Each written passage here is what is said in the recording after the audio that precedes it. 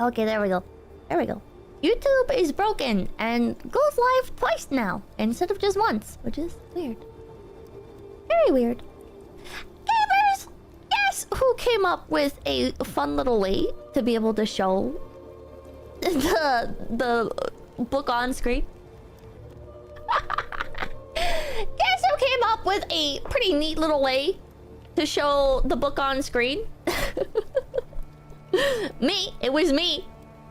I realized the creator commentaries show the entire book. Chat said thank you. So, I'm just gonna leave the video playing in the background. And as it plays, we can go along. We can go along.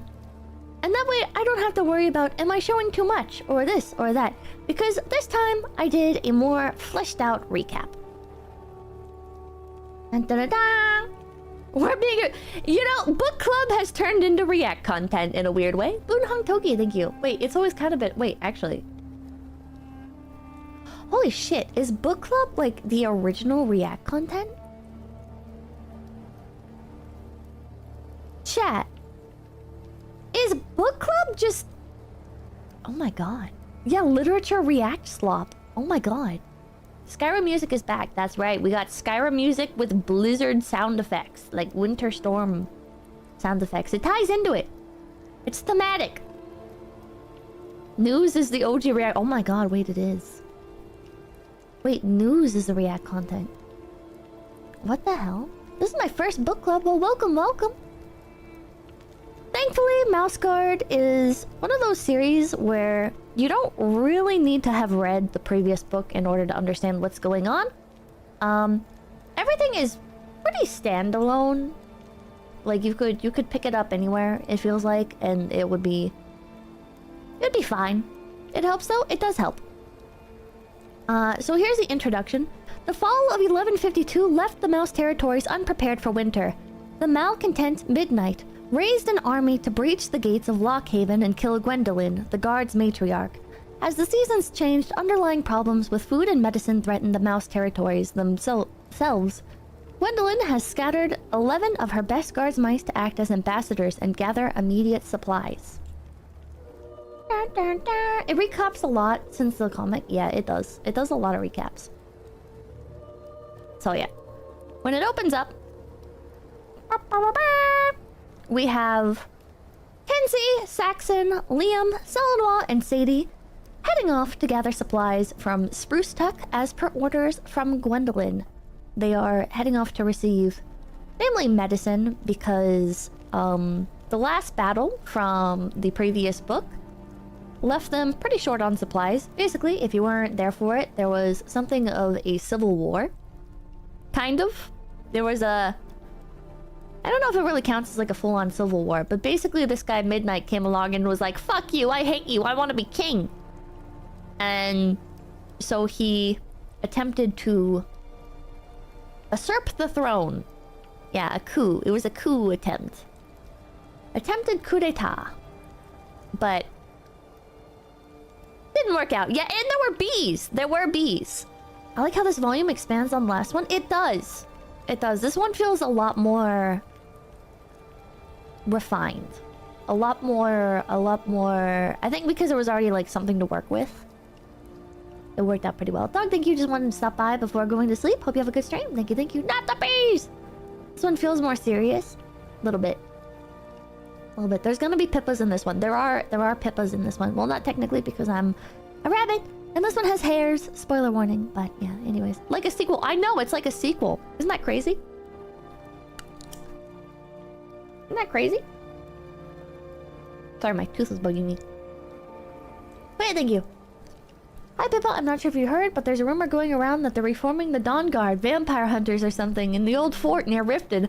I consider joining up myself. Love the BGM, by the way. I fucking hate Dawn Guard! Anyways. Rabbit has a bad tooth. I don't know why it's aching. But, yeah. So, they got the map out here. They're gonna go find the Sprucetuck. Which, by the way...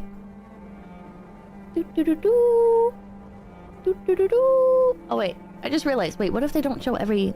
Ah! We'll skip through here.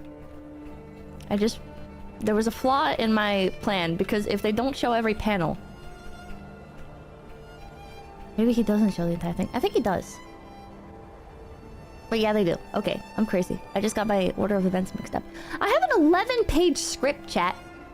I have 11 pages. I think. Wait, let me check. 12 pages. To be fair, 2 of those are mostly taken up by images. She prepped! I know. It's insane. I know.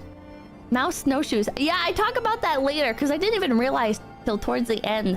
But they're using acorns as snowshoes. Handwritten, indeed. She did her homework, I did. Is it 12 point times New Roman? It's size 11 Arial. Sorry. Please forgive me. Anyways, they burrow underground in the snow, which is pretty neat. I like the idea of a fox hearing their squeaking, which is something that I believe...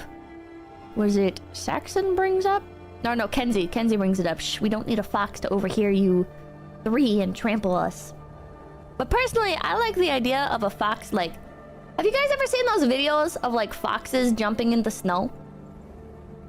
And they get, like, their little head stuck? Have you guys seen that before? Hold on, I can pull up a video of it. Hold on. Fox... jumping in snow. My spacebar key is broken. I cleaned it and everything, and it's still fucking broken. Being Maguka is suffering. Hold on. Copy link address. Chat, look at this. Look at this! This is what I would imagine would happen to the party. I think the fox would just, like, dive in like this and fucking munch them. Dead. Mr. President, a second fox has hit the— Oh no! Salad! Sorry, spoilers. Anyways. Yeah, so they're... they burrow underground, which is pretty cute. It's pretty cute. I hate Canadians. They give it the 5 PPs. Send in the fox warhead.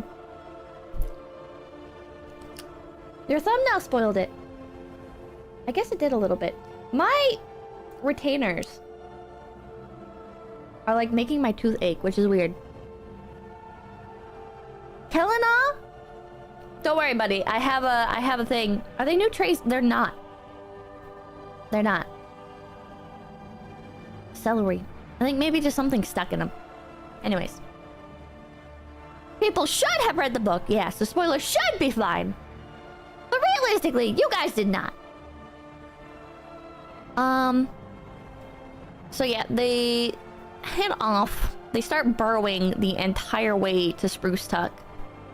Which seems like it would be a fucking nightmare, but their land nav skills are impressive, to say the least, because they managed to burrow all the way to Sprucetuck, which, get this, chat, Sprucetuck is tucked into a spruce. I know. The Randman, thank you. Actually, they're not rabbits. Nerdga.jpg. Now you're just splitting hairs. Lockhaven, thank you. Vermin reacts to smaller vermin, evading larger vermin. Verily, my Yoshi is the cutest critter in the woodland vale. Thank you so much, Pippa, for all you do. Thank you, thank you. You like the tree? Like the tree. Get this. Sprucetuck, the mouse city, is tucked into a spruce. Like the fucking tree.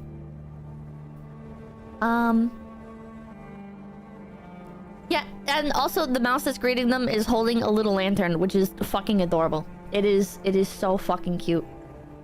It is very adorable, the little lantern. We don't see another lantern like this. The later lanterns we see are like the more standard ones. I like how this one is kind of like a honeycomb type thing. I don't know what it's made out of, but they're mice, so they're adorable. True. That's just kind of the way it goes. They're little— Ah! Oh god, I'm like fucking up my monitor. Okay, there we go. Yeah, of course they're adorable. They're little mice. Obviously. The Drizzle, thank you. You know, my clothes make me look slimmer, but they did not fool that flight of stairs that collapsed under my astonishing new girth. What the fuck? What the fuck, dude? Each city has its own culture and architecture, too. True! So, when they walk into Sprucetuck, it's like an entire spiraling staircase thing. The tree appears to be completely hollowed out, and it has rooms with windows. These are like, I don't know if they're like paper partitions. I kind of doubt that they're paper. I don't know what these are made out of. My guess is that they're made of like either like insect wings, because we see later that they're like partially see-through. Wood? I don't think the windows are made out of wood. The frames perhaps are made out of wood, but the windows are like a screen type thing. So I suspect they're either made out of like the film off of a leaf, or perhaps like insect wings. I don't know, but it is really cool. It is a really, really cool design. See, like right here, it's like partially see-through. I feel like it's big enough, and like the way that it's like got like the stained glass effect, that they could just be collecting insect wings. Oh, it's, check the end of the book, it's glass. Oh, I didn't see that. I don't think the version that I read had like the little thing at the end. It's opaque.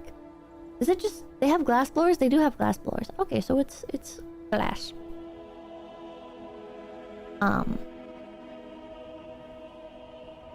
I can't tell if this is playing or not. Am I paused? No. Okay. There are glass blowers in the last book? Yeah. So they walk up and they ask the governor, hey, can we have some medicine? And the governor's like, well, we're kind of fucked too. So, you can have two. Yeah, they call them elixirs. They're like, we only have 2 elixirs to spare, sorry. I guess this is the inspiration, is like a winery, which you can kind of tell in the background. But most interesting, in my opinion, is when they hand the governor the coins to pay for the elixirs, he mentions that the coins are from Lily Grove, which is neat, as it seems each town has their own currency. Which then begs into question, like, what currency overlaps? What currency is accepted where? You know, is currency still relatively new, perhaps? And that's why there's not, like, any sort of, like, universal currency? Universal? Yeah, they don't have a universal currency. It's locked to each territory. Kind of drives home that they aren't united. Yeah. How's the exchange rate? I wonder. Is cheese a currency?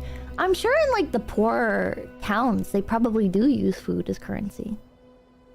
The mouse settlements are pretty scattered. They are. The mouse territories are not unified. Each city-state is separate. Yep, they're united only by the mouse guard. And even then, quite loosely. Mr. Plung, thank you. Don't get to tune in much. Glad I could make it for this one. Hell yeah. But yeah. I can't tell. When I press that... Okay, when I press play, it like highlights play. Alright. Sounds like ancient Greece. Was ancient Greece like that as well? But, yeah, so that settles that. They get the 2 elixirs from Sprucetuck. Which I'm kind of sad. I'm kind of sad that we don't get to see a little bit more Sprucetuck, but it makes sense. They gotta move on. So then they leave, and Saxon starts backseating like a motherfucker. He's backseating. Kenzie is leading the party, and Saxon is upset that Selena is like giving some direction here. And Kenzie's not really... Kenzie's kind of a pushover, I guess. To overcompensate, or not to overcompensate for Saxon being so headstrong, but Saxon is really headstrong, and he's like, no, I don't follow Selena. I have sworn my sword to Lockhaven, or to the guard. And it's like, whatever. I understand Saxon's point, I guess, but I mean, this guy is more experienced than anyone else in the party, so... You can tell they're dynamic, yeah. And they straight up, like, explain their dynamic later, so... Yeah. My loyalties lie with Lockhaven and Gwendolyn. This is foreshadowing, by the way. Not that axe. It's like, what the hell, dude? You're all part of the same team. Saxon was kind of right since Selenaw said he was testing him. Kind of, I guess. I don't know. It doesn't feel like... Like, Selenaw was testing Kenzie here. But... It was Kenzie, like, failing the test until, like, Saxon pushed on him. So... I don't know. The follow-through on that is that the two are a pair. But we'll get to that later. Selenaw realizes an owl is hunting the group. And it cuts to what appears to be a great horned owl staring down at them. Which I'm right, by the way, it is a great horned owl, they confirm it. But, you know. Sadie prepares a fling. Is there like a proper term for this? Is it something? Oh, it's just a sling. It's just called a sling. Okay. Sadie preps her sling to hit at the owl. And I don't know if she's using pebbles or charcoal. I feel like if it's a pebble, it realistically wouldn't be able to throw that far, but neither would like a piece of charcoal, because charcoal is like really light. But like, look at it. It's kind of drawn like charcoal. I feel like it's a pebble. But also, is she just carrying around rocks with her? With enough momentum it can? Sadie also remarks later that she has practiced doing this because she used to do it to the gulls when she was stationed on the coast. Which is kind of... It's kind of funny. This is only chapter 1 that he's covering. We're gonna have to, like, click through each of these. Oh, it's good to carry ammunition. True, true. True, true, true. The owl art is really cute. He's, like, really cross-eyed and stuff. Here's Sadie preparing the... Is it really just called a sling? It's not called, like, bolas or something? Or is bolas when there's, like, 2? Slings are Bronze Age guns. That was a warning, owl. I do not miss. Bolas is a different weapon? Okay. Anyway, Sadie smacks the motherfucker, and his eye ends up red for the entire rest of the comic. He's got the fucking Sharingan. Scream! Yeah, he does that too. Bolo was different, meant to catch up with the legs. Pretty cool art. Pretty cool art. These hurt like a mother, apparently. Really? Yeah, see, I had lots of practice slinging off gulls at the Frostic Outpost. What the fuck? I guess that explains how she survived. Did we see her using long-range stuff in the last... book? Because I don't remember that. I don't remember her using a sling or any sort of ranged weapon. I think knives. She did not. Oh, she throws her knives. She was barely in the first book. True. True. Anyways. They scare off the owl and they continue to walk. And I really do not like this script font. It's kind of difficult to read on a screen. Maybe it's easier to read in the physical format. If you're like really zoomed in like this, it's not too bad. But I sat here and I read it on my computer monitor, and I had to like super zoom in order for it to be legible, and then it started to blur, and it's like that font sucks. That font sucks. It's not even cursive. It's just oversized, elongated letters. And it's really obnoxious. Anyways. Oh, I'm not sure why he's cutting the... Oh, okay. Oh, wait. Does he offer an explanation for this piece of art? Because I noticed the stained glass, and I was like, this does not match the art style of the rest of the... comic. Like, where did this art style come from? He looks more like a rat. Here helps me explain that the guard don't normally go out on patrol in winter, that there is less need to do so, and that it's obviously dangerous. She also brings up the consequences of fall and midnight's effect on them still. Panel 2. This stained glass window design is based on a pinup I received from fellow Michigan comic creator Jane Irwin. Though the pinup wasn't published until later in the winter series, I wanted to incorporate it into the architecture of Lockhaven. Gwendolyn's narration continues. Okay, that's cute. That's cute. I was wondering what was up with that, because it kind of stands out, doesn't it? I guess partly because they put so much focus on it, but I was like, this is like not the anatomy of the mice, like, at all. That does not, like, that is not how I would imagine mice murals. It's a nice gesture to that artist. It is. Very different, but very neat. I wonder what that comic artist has made. I wonder. I don't know if I've heard of them before. I feel like their art style is pretty familiar, but... In a moment here, we are going to meet Landra. Here's Gwendolyn. Robin, have you seen Landra? And this is Royben. My lady, I sent Cornell to escort her from Rand's gate office.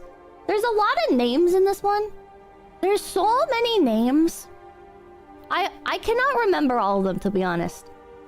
At one point, they, like, lore dump a whole bunch of names, and I'm just like, do I have to write these down? Because I don't want to write these down. Needless to say, they are not important later. They are not. I just condensed them to groups. Liam group, Saxon group, Lockhaven group. There will be a quiz after. Book exposition, yeah. I felt like there was gonna be like a big thing where they all come together, but... Oh, are we getting a lore dump on... Wait. Holder Connell. Anna was featured in the pages of Mouse Guard Winter 1152. Laurie Johnson of Indiana was the winner with Royben and his beetle companion and writing supply holder Connell. To help weave Royben into Mouse Guard beyond appearing in a few panels, I attributed all the poems at the start of each issue to him. Now back to the page. Before we even... That's interesting. I don't remember seeing the pet bug for the rest of the winter books either. It appears again, but with this guy, with Landra. I had no idea that Connell is supposed to be Royben's, because we always see Connell with Landra, and they don't reveal the beetle's name until later. So this character wrote all the poems, yeah. Indiana is mouse lore canon now. Oh, I had no idea. You can't really tell. I just assumed that because the beetle is running with Landra, that it was his. But anyways, Landra is very cute. I like his black fur and his white underbelly, and I thought that the beetle companion was his, which made me like him more, but neat how he will add fan work into his books. It is very neat. Yeah. But, so Royben is filling in as quartermaster because Rand got, like, fucked over in the last book. And they're tracking the movements of the Mouse Guard. One thing that surprises me is that they don't have an aerial scout team that, like, goes back and forth monitoring the guard. I guess birds don't really fuck with mice or something. But it would seem like you'd want to have, like, I don't know. It seems like you would be able to, like, kidnap some eggs, right? From, like, sparrows or something. And then, like, raise them and use them as mounts, you know? And then you could, like, fly around. There was a war between flyers and land dwellers in lore. It seems like there's gotta be a way to, like, capture them and... as slaves? Yes. I think the mice should have bird slaves. The bats, we do get to the bats later. We do get to the bats later. Yeah, and that's about where they mentioned a fuck ton of names. Elemis is leading Cerise, Etika, and Sella east to Maple Harbor and its surroundings. That is a hub of trade. Their return will depend on the merchant's offerings. Who? Who? Where is this? Is this here? Maple Harbor? Is this Maple Harbor? I don't know. This was a lot of information. This is like one of those panels where it's like I almost like skip it a little bit because it's like, what the fuck? Like, I'm not skipping it, but I can't like digest any of this information because I have no context. Ah. Anyways, Gwendolyn heads out to go check on Rand, and we meet Abigail, who will be very important later. Rand's leg is still fucked up, and it's getting worse because they don't have enough medicine or food due to the civil war from the last book. Dun, dun, dun, dun. So we can see Rand here in bed, looking a little bit worse for wear. He's sweating here. Abigail is tending to him. Allegedly, dun dun dun, to Rand the Shield Bearer, because that one time he used a shield in the first book. Then it cuts back to our main party. They are headed back to Lockhaven with the medicine. And it's gonna be a long journey. But oh no! Dun dun dun! Saxon trips into a pit. He trips and it like, I guess like the collision makes the snow break free. And they fall into the snow pit. With Sadie and Kenzie falling down, with Liam hanging on to Selena, as we see here. Don't walk much. And this is where it ends. This is the final part. But there's like a little cut with some art here, which is really... It's something. I don't know why they made the mouse eyes so fucked up. I don't think the eyes of the mice needed to match the eyes of the hare. That was certainly a decision. I love the saddles though. I love the saddles. These are really cool. But also kind of high tech, I feel like. I don't know. Am I crazy? It feels like the saddles are like obnoxiously high tech. Think it fits? Yes, Peppa Rabbit Horse. The series is so neat. It is neat. It just feels like, yeah, it's intricate leather work. It feels like this is fan art, but they cut to the real saddles and they look like this. It's just detailed. They carve intricate doorways into trees though. Yeah, but that's like carving into structures. Versus this is like, they're designing these intricate ass saddles for everything. They can blow glass though. They can. I don't know. It just seems like excessive. It feels like with how limited the mouse guard supplies are, that the saddles would be a little bit more rudimentary.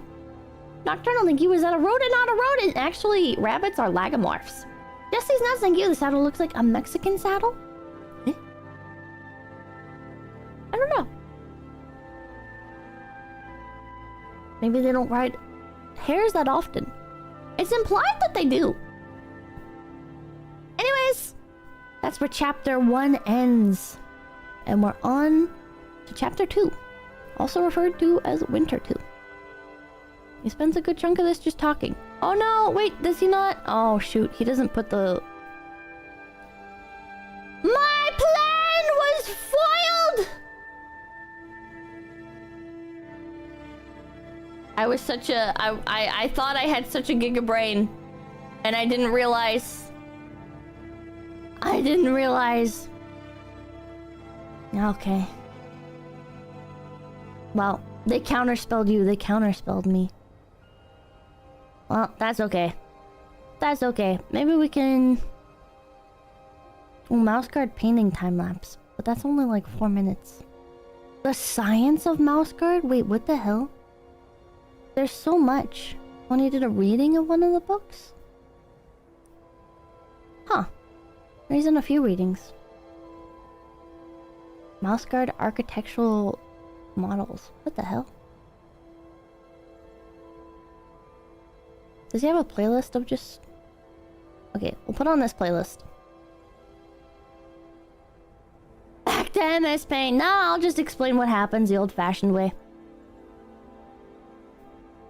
Bum bum bum bum. So, chapter 2 starts. We cut to everyone other than Liam and Selena having fallen into the pit. It takes them a moment to respond, and for just a brief moment, I kind of actually thought that they would kill off some of the characters. It's been a long time since I read this book, and so I did not remember who was alive and who was not. I'm putting on a speed paint instead. Do they have... Oh, coloring demonstrations. Here we go. There we go. Let's put on this.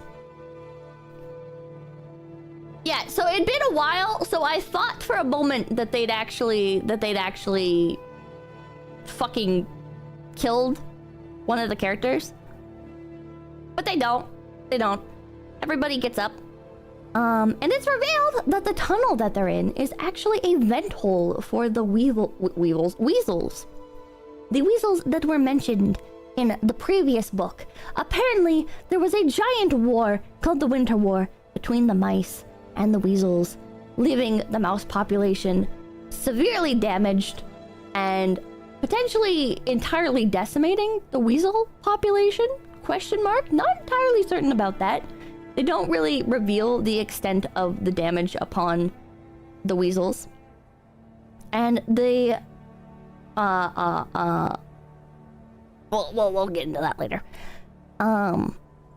So we get some interesting dialogue from 𝐶𝐿 about the dynamics between Kenzie and Saxon and how they work as a pair. He says...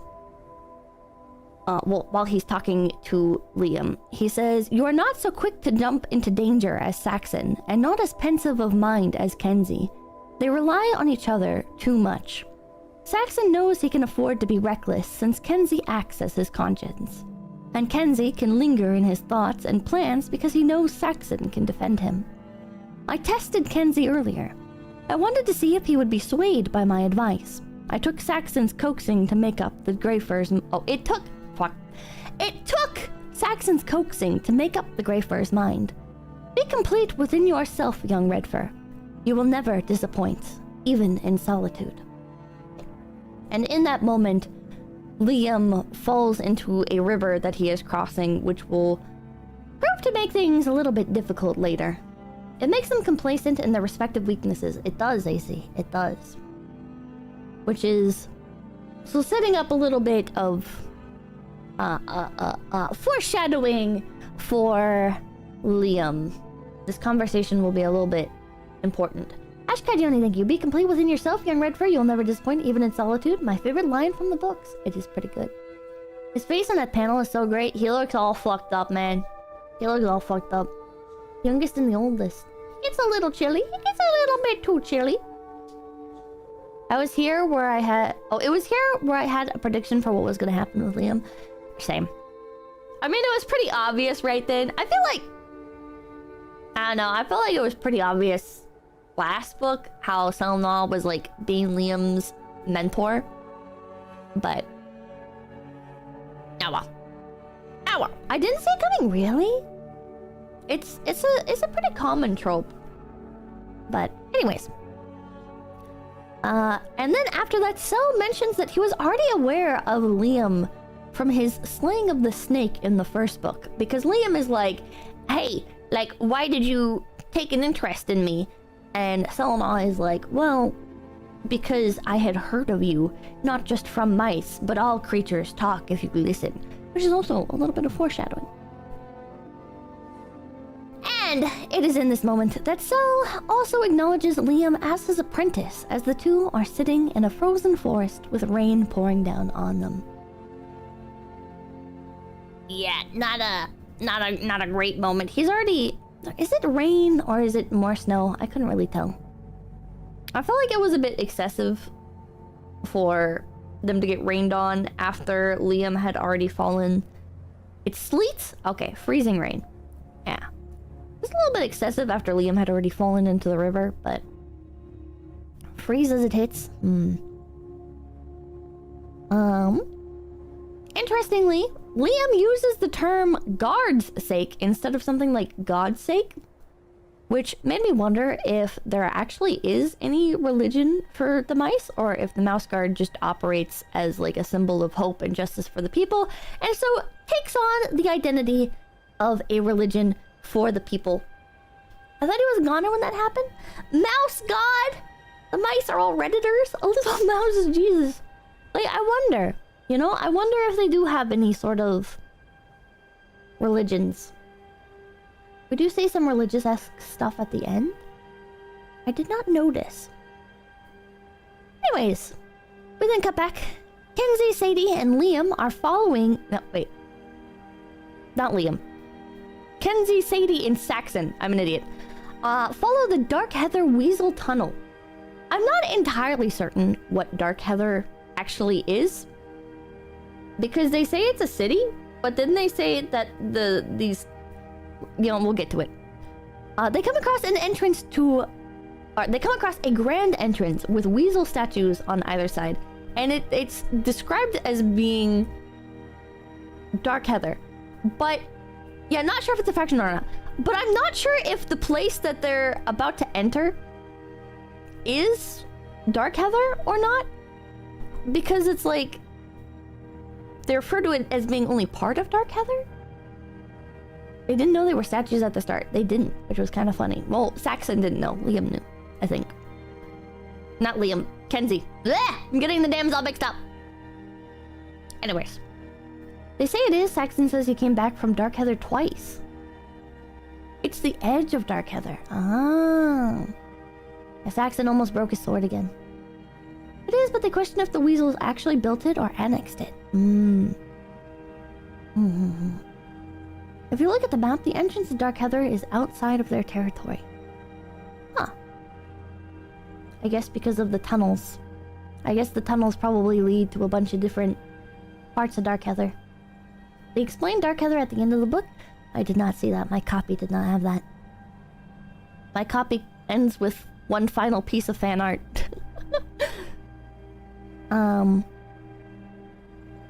Yeah, Kenzie and Saxon explore the city. Oh, and Sadie explore the city past the entrance of the doors and find a sprawling Dark Souls-esque catacomb. The building has ceilings covered in bats that repeat Darkheather over and over with kind of a shaky tone, like Darkheather, Darkheather. I like how they seem like a hive mind. They do seem like a hive mind, don't they? But I don't think they are. I don't think they're a hive mind. I think they're just very loyal to their leader, I guess. They're more like followers. They act very much as a unit. They're not like a total hive mind, but they act as a unit. And before the chapter ends, we cut to Gwendolyn having just entered the Lockhaven apothecary. Dun dun dun. Dun dun dun. Dun dun dun. Gwendolyn finds that Rand has been poisoned by Hemlock! By the apothecary! In the Lockhaven apothecary! Ah! I tried doing like a Clue style reference, but that didn't work out too great. Okay, and then the chapter actually ends. Pretty neat. Pretty neat. I feel like they should have saved that for like the next chapter. It could have been like a cliffhanger, but maybe in like the original like release order it was a cliffhanger. It was a cliffhanger. No, chapter 3 starts with the little beetle, I think. Wait, let me double check. In my script I wrote, hold on. In my script I wrote that Hold on. If you were reading it on release, it would have been a cliffhanger? Yeah. Okay, so that was... Yeah, no, that's how chapter 2 ends. Chapter 2 ends with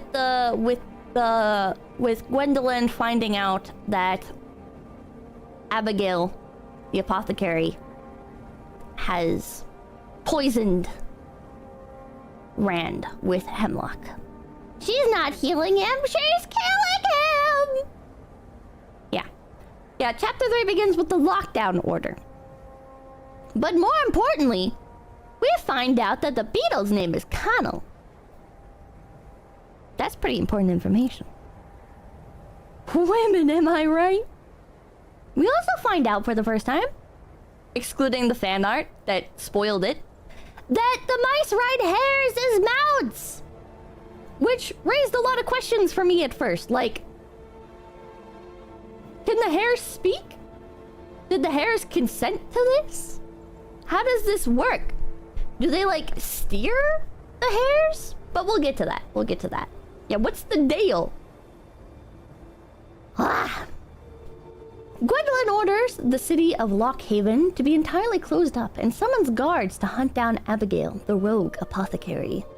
And then it cuts to a poem, and Cell is standing in the snow, almost entirely frozen over. They dig into the snow and start a fire to warm themselves. There's a cute detail where they have a second airway, perhaps for the smoke from the candle, or perhaps to prevent, like, a vacuum seal type deal where the candle eats up all the oxygen. Or maybe it's just a backup in case the main... Yeah, CO2 vent? I think it is a CO2 vent. But it also works as like an air vent in case the main passageway gets fucked up. Yeah, thank you. The hares can literally go... You what, mate? Yeah, I don't... Are the hares British? I don't know. We'll get to that. Liam, finally! Finally! You drew all that? No. The credit for the video is right there on the screen. It's the author. It's the author's video. They have an accent for sure. They do. They feel British. I wonder if they're British or, like, Southern. I can't tell. I don't know. Not British? I need to know. I need to know the lore. Anyways, Liam finally questions Cell about whether or not he is the Black Axe, and we get a definitive answer that he is, in fact, the Black Axe. I know. Oh, I know. Who could have guessed that? Who could have guessed that the guy carrying around the Black Axe, talking about how he's the Black Axe, is in fact the Black Axe? I know. It's fucking incredible. Holy shit. You have an OC character for this series? No, but I should design one. I'm shocked. Big if true. I know. No way. That's crazy. But the Black Axe should be way older. We never get a definitive answer for that part, by the way. I think it's implied that the axe is just handed down. Yeah, we do. Is it in the back of the book? It's a mantle. It's an inherited identity. It's implied that it's... Yeah, it's oh, at the end of... Why did my fucking copy have that? Okay, because my copy, again, just ends with, like, one piece of fan art. But you can, like, surmise from the... from, like, what's said inside the book, because Selena says that few... Okay, well, I'll explain that in a second, actually. Hold on. Give me a second. Give me a second. Okay. Cell explains how Midnight stole the axe and casually remarks that he only kind of did some things wrong, but not everything, which is kind of like, is Selena based? Is he? No, because Cell confesses, well, he confesses that the territories need unification and protection, and then he goes and says, but it's all me. Yeah, me. I do that. Yeah. I am the symbol of hope and justice and order and harmony for all the territories. Yeah, but not united under a leader. Which is just... It's kind of arrogant. It's, yeah, ego much. Selena has kind of a fucking ego. And yeah, he doesn't actually control anything. He's just a legend. He's just part of a legend that not even everybody seems to remember. Whatever. Whatever. That was stupid. I don't like how arrogant he is. I think it's really stupid. Yeah, he's Batman. He's literally like, don't worry about it, bro. I'm Batman. We don't need a government. I'm Batman. Solna seems to be taking responsibility for something that everyone can see. Also, thank you. Since you love Mouse Guard, why not check out one artist named 𝐴𝐡𝐴𝐷𝐼𝐴𝐴𝐴𝐴? Her artwork have a similar theme, but based on her IRL pets. I'll have to take a look. Maybe his arrogance is deserved. Well, he gets his ass beat later, so I don't know. Anyways.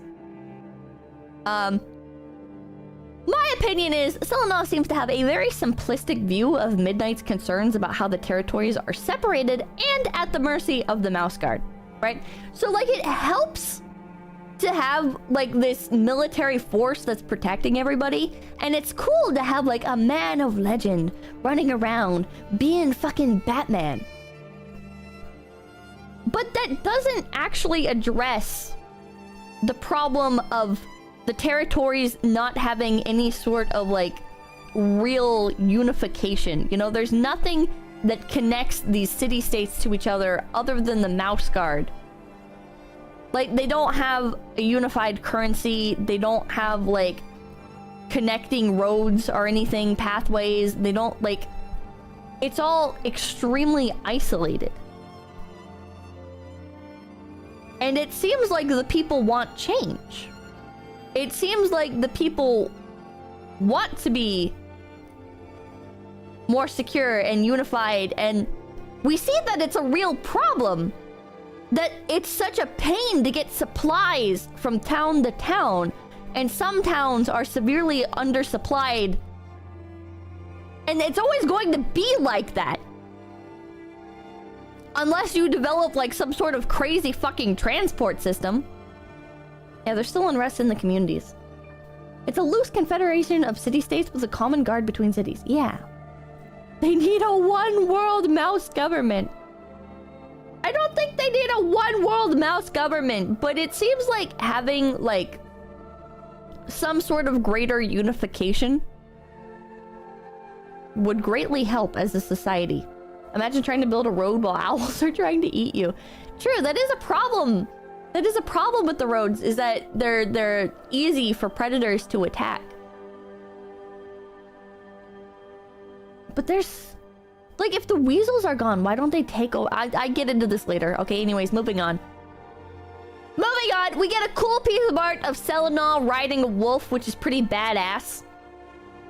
And Liam also brings up the timeline complications regarding the fact that Cell would have to be really fucking old. And Selena's like, nah, don't worry about it, man.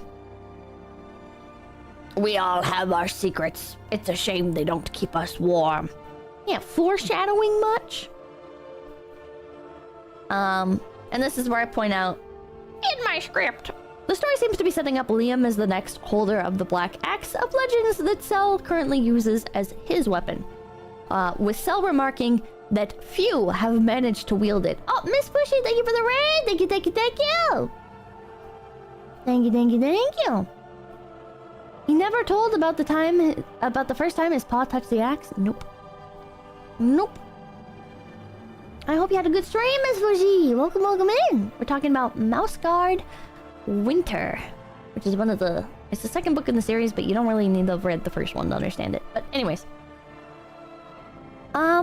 Yeah, there are certainly mystical implications regarding the axe and Cell's ability to live for so many years. So, the logical answer is that it is handed down. And that it's not a mystical implication with few having been able to wield it. It's more likely that there's heavy psychological implications, right? Like, it takes a great amount of mental fortitude to wield the Black Axe, not just as a literal weapon, but as a symbol for the people. You know? His hand touched the axe when the last person holding died. That would also explain why he didn't want to talk about it. That makes sense. That makes sense. Is this anything like Redwall? I don't know. I've never read Redwall. Ooh, that's a tongue twister. Symbolism. Yeah. He declines to tell Liam anymore, and when Liam pushes for more information, Cell brings up the scar on Liam's ear. And it seems like we won't find out any information on either of the two until the very end, which... Haha! Haha! Haha! That aged well! Are you Spanish? No. God. Yeah, got him! Haha! Foreshadowing an explanation that we never get! You love Redwall, Pippa, the animated series as well? Maybe we'll do that next. Maybe we'll do that next. You're not Spanish. Grandma Kin was Spaniard. But I don't really consider myself Spanish. Like, at that point, it's so diluted that it's like I haven't really been raised with any Spanish culture or anything. Papa can speak Spanish, but I do not. I do not. Anyways. We cut to Sadie, Kenzie, and Saxon back in the underground Weasel City with the ceiling covered in bats. The bats repeat the word silence after Sadie remarks that they should be quiet, if I remember correctly. Sadie... Wait. Oh, fuck. I made a massive typo in my script and now I can't tell what I was trying to say. Anyways, Saxon remarks that the bats are spies for the weasels. The bats are pretty cool. One of them says, "Things of the earth, you are unwelcome," and the rest. I made a typo here too. Oh my god. I don't remember exactly what they said. Hold on. I type like a fucking idiot. My keyboard's broken, chat. My keyboard is fucking broken. My keyboard is fucking broken. Oh yeah, the line from Cell was, "See, we both like to keep our secrets. A shame they don't keep us a bit warmer." And then when Sadie's in the tunnel, she says, "I think the key now is our silence." And then the bats repeat the word silence over and over. Or maybe it's just each bat says the word silence once. Kenzie remarks that bats don't eat mice, and Saxon says they are spies, ears for the enemy vermin. And the bat responds, the leader bat responds, "Things of the earth, you are unwelcome." Oh yeah, and the rest chant leave. 𝐿𝐴𝐴𝐿, I would also like to recommend Redwall. Many fond memories of the animated series. Very cute critters, very cozy medieval setting with good action. Dusty's not saying you. Keyboard fund. Yeah. I took it like a chatter, like they all might be saying it a couple times. Maybe. Bats go on their grudge rant, yeah. Saxon failing that charisma check, he did. He fucking failed it so hard. Yeah, it turns out Saxon was being racist, and the bats do not ally with the weasels. In fact, it turns out everyone is pretty racist to bats. Other birds, the weasels, everything hates bats, and the bats are pissed about it. So having just been the victims of a microaggression, the bats get angry and decide to kill everybody! Yay! Saxon jumps onto a bat, attempts to cut his throat, I think. Or maybe he's just hanging on, I can't really tell. And Sadie throws some shit at the bats. Saxon doesn't know when to stop and rides the bat into the darkness, leaving Kenzie and Sadie to just stare and watch. Saxon is a fucking idiot. Saxon is such an idiot. I feel like they really play up how incompetent Saxon and Kenzie are in anything that is not like their primary strength, I guess. Like they each have like their one thing that they're good at, and they have to really drive home that their fatal flaw is the other's greatest strength. And it's like, oh my god. They flanderized him a bit, I feel. I agree. He is, but he gets stuff done. Yeah, like maiming a statue. He attempts to get maiming a statue done. He's a bit over the top. He's a bit over the top. Anyways, it cuts to Liam and Cell again, and we see them looking over the elixirs they just brought back from Sprucetuck. One of the bottles has shattered from the cold. The owl from earlier sits above them, perched in the snow, listening intently. And that's how the chapter ends, with the owl just waiting over them. Dun dun dun! Dun dun dun! The last panel with the owl goes so hard, it really does. It really does. Wait, maybe I can bring it up on screen. It's pretty good. It's a pretty good panel. Oh god, my mouse disappeared. That's not good. I can't see my mouse. I'm hovering over stuff, but my mouse is not. Oh, there we go.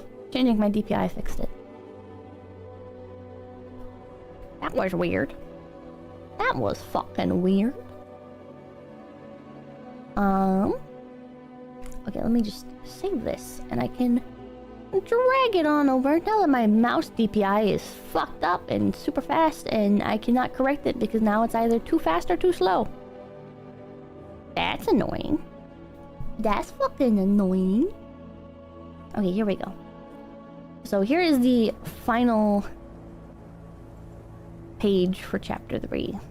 You have Selenaw standing there with his icy beard, and the owl standing right there, listening in. I have a document, thank you. Ahoy, Pippa, how goes it? Quite well, if I do say so myself. Everything is failing. Everything's going wrong. Everything is bad. Anyways. Chapter 4 starts, and immediately we get into the action with the owl screeching and digging at the ice. Its talons burst into the burrow, and it snatches up Cell, piercing his bag, but thankfully not his body. Albert, thank you. You need a mouse cover, some kind of mouse guard. The owl is a professional hater. It kind of is. Kind of is. Cell smacks the owl in the face, and Liam watches. Cell goes hoot hoot, and the owl goes hoot hoot hoot. I'm not gonna lie, that was really fucking funny. I don't think it was intended to be funny, but it's one of those things where it's like...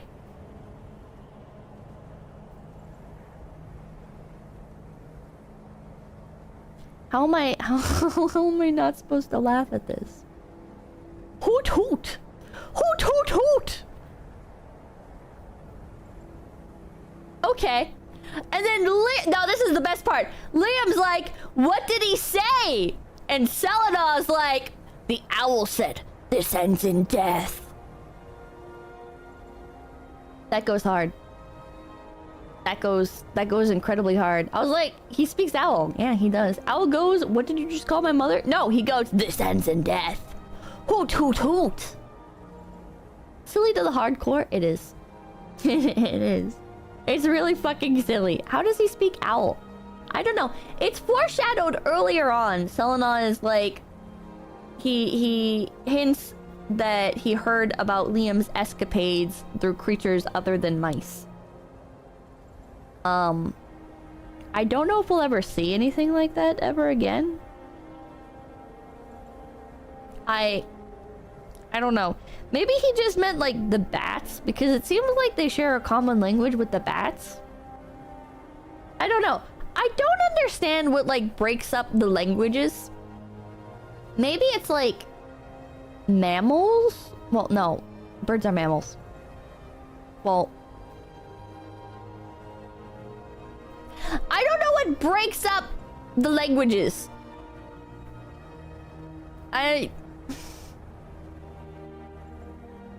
No, yeah, birds are not mammals. Fuck. Birds are not mammals. They lay eggs. I'm an idiot. Leave me alone, chat. I'm trying to think this out. Do you mean bats? Bats are mammals. Bats are mammals. What fucking divides it up?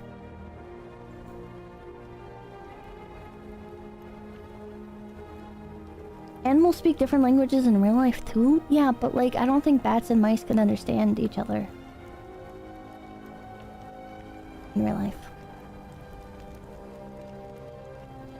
I don't know. If you listen closely, you can hear her brain melting. What? Like, is it... Is it because mice and bats are mammals and birds are avian? They have the language difference, but the bats could talk to the birds. So it doesn't make sense. Huh? Why can the bats... What? That's the only connection I can make. Maybe it's the bats can also speak the language of the avians? Because bats are both sky and land? Bats are bilingual?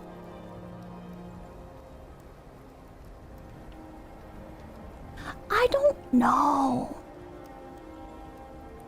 Bats have wings so they can speak bird. Is that how that'd work? What about like flying squirrels? Can flying squirrels speak bird? They can't really actually literally fly, but they can glide. They're like half a bird. Kind of.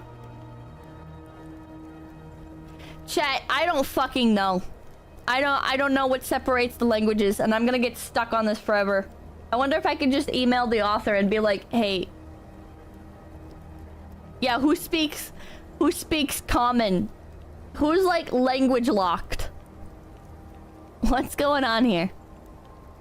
Anyways, we get some more cool frames of the owl having his fucked up eye, and him obviously seeking to take revenge for it. Yeah. Peak moment is interrupted by Saxon hanging on to the ear of a bat. They taunt him for being a little bitch ass who doesn't have wings, and so Saxon finally actually cuts the bat's throat, which I don't know why he didn't do earlier. Sorry, 𝐂𝐡𝐚𝐭, wait, never mind. They aren't must be flight/mammal? Oh, no. I don't know. This whole conversation sounds vaguely racist. I mean, the animals are racist to each other. I legit thought there'd be a mouse-bat alliance. Pleasantly surprised. I think it would have been cool if they made an alliance. Also, I am allergic to something. My finger is, like, breaking out. What am I touching? What am I touching that is making my finger break out? He didn't slash his throat because he was threatening him for a way out. Oh, okay, that makes sense. Not a great idea, but whatever. Yeah, so Saxon slits the throat of the bat and falls with said bat into a pile of bones below, seemingly unmoving. And then there's a beautiful shot of the bats flying upwards towards the starry sky. Saying, "Let us carry our fallen brother's soul to the stars." Which was a pretty nice moment. It was quite beautiful. I used to really like Stella Luna when I was younger. And, there was like another bat book that wasn't Stella Luna, but I don't remember. I keep losing my place in my script. Meanwhile, Kenzie and Sadie are attempting to escape the catacombs while Saxon lays there in the pile of bones. And Kenzie admits that all of this is Saxon's fault. But he still wants to find Saxon and that he's probably alive somewhere. Sadie casually remarks that she believes Saxon to be a misogynist. And Kenzie corrects her and reveals Saxon can't be misogynistic because he has a crush on someone. So, that checks out. I don't hate women. I love women. I want to marry a woman. I can't be a misogynist. It's just a funny moment. Makes me think you have to, but can't stay for long. I'm in Tokyo! Hell yeah! Do you have any tips on places to visit? Oh, go to the convenience store. Yeah, he's not sexist. He's straight. Anyways, go to the convenience stores. They're really great. And don't be afraid to, like, pop into random places, you know? Like, have fun, explore. Go have a good time.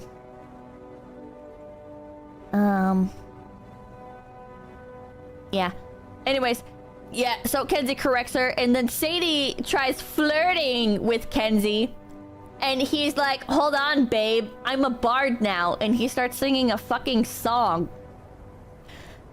A song that goes on for way too long.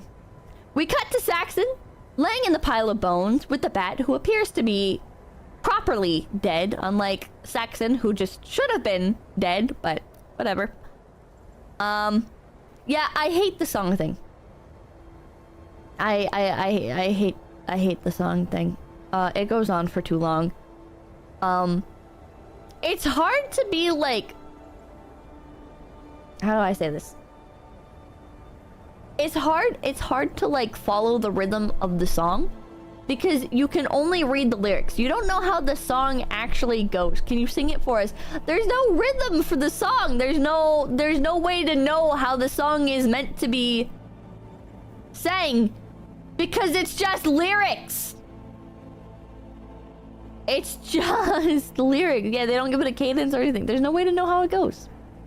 I hate when comics add music. Same. I fucking hate when comics and books for that matter add music. Guardians of the Whole also does this, but it's not as bad because they just like there's just like a couple lines and then it moves on. It's like very short. But yeah, Kenzie's a fucking bard and he's singing for the next like 6 pages. God. Also, the lyrics are extremely on the nose. The song is just like describing everything that's happening, which is painful. It was just a painful read. I did not enjoy it at all. Saxon comes across an emblem with a sword attached to a skeleton that appears to belong to his former master. He falls to the ground and embraces the skeleton, but this scene doesn't have much emotional impact, given that we've never seen his master before, nor heard him talk about them. Where did this come from? Am I crazy? Did I miss a line in one of the earlier books? Like, there's no build-up. There's no build-up. Maybe, no, never mentioned. Okay, yeah. I was sitting here wondering, like, was there like an offhanded line or something earlier about Saxon's mentor? But you guys are saying no, so I don't know. I don't know where that came from. It felt very... I think it's meant to show why Saxon is the way he is. Well, it doesn't work. It doesn't fucking work. What do you mean show why Saxon is the way he is? All of the characters suffer loss. They're part of the Mouse Guard. Sadie already had this scene, but it was far more poignant. I thought it was a pretty powerful moment. I didn't like it. How did his master end up there? Presumably during the Winter War. It adds trauma. Discar, thank you. Hi, Pivers. I just played 3 games of Chung and I didn't win a single hand. Yeah, that's what happens. There's a filler book, but I don't know if it will be there. Yeah, it just gives them a sword and a cloak. No. Anyways.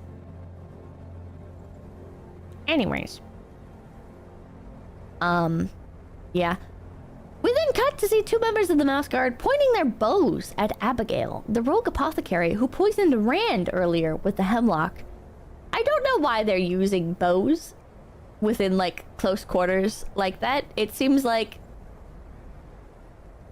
I don't know. It seems like if you're, like, patrolling around Lockhaven, which seems to be, like, a stone maze fortress, it might be more advantageous to have sent out people who use swords because they're probably going to be at close range.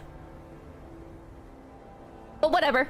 They're running around with bows inside the stone fortress. Pretty impractical. Pretty impractical. They work at close range too. The problem is that you cannot like quickly draw a bow to attack a target, right? Like, I mean, you can kind of do it quickly, but it requires a lot of draw strength. It takes more time than swinging a sword. And if somebody is already like right next to you, there's not a lot you can do because they can just like very easily disarm you. They should use slings. I messed up that owl pretty good. Swords are rare. I don't think it says that in Mouse Guard. You can with the proper weight. The problem is once the target closes in on you. Yeah. Quick shot is fantasy BS. Swords can be unwieldy in closed areas. Okay, bro, a sword is much better of a weapon. I would believe. Maybe we need to get Shadiversity in here or whatever the fuck. No, not actually. And if I can tell us whether or not a bow, a long bow is more efficient in a fucking stone fortress than a sword. We'll see. We'll see. Also, yeah, spears would have made a lot of sense. Spears could work. Whatever. Or not spears, polearms. Polearm? What's that called? Long pointy thing. Long pointy thing good. Whatever. Abigail reveals that she still fights for Midnight's ideals, and that is why she has betrayed Lockhaven.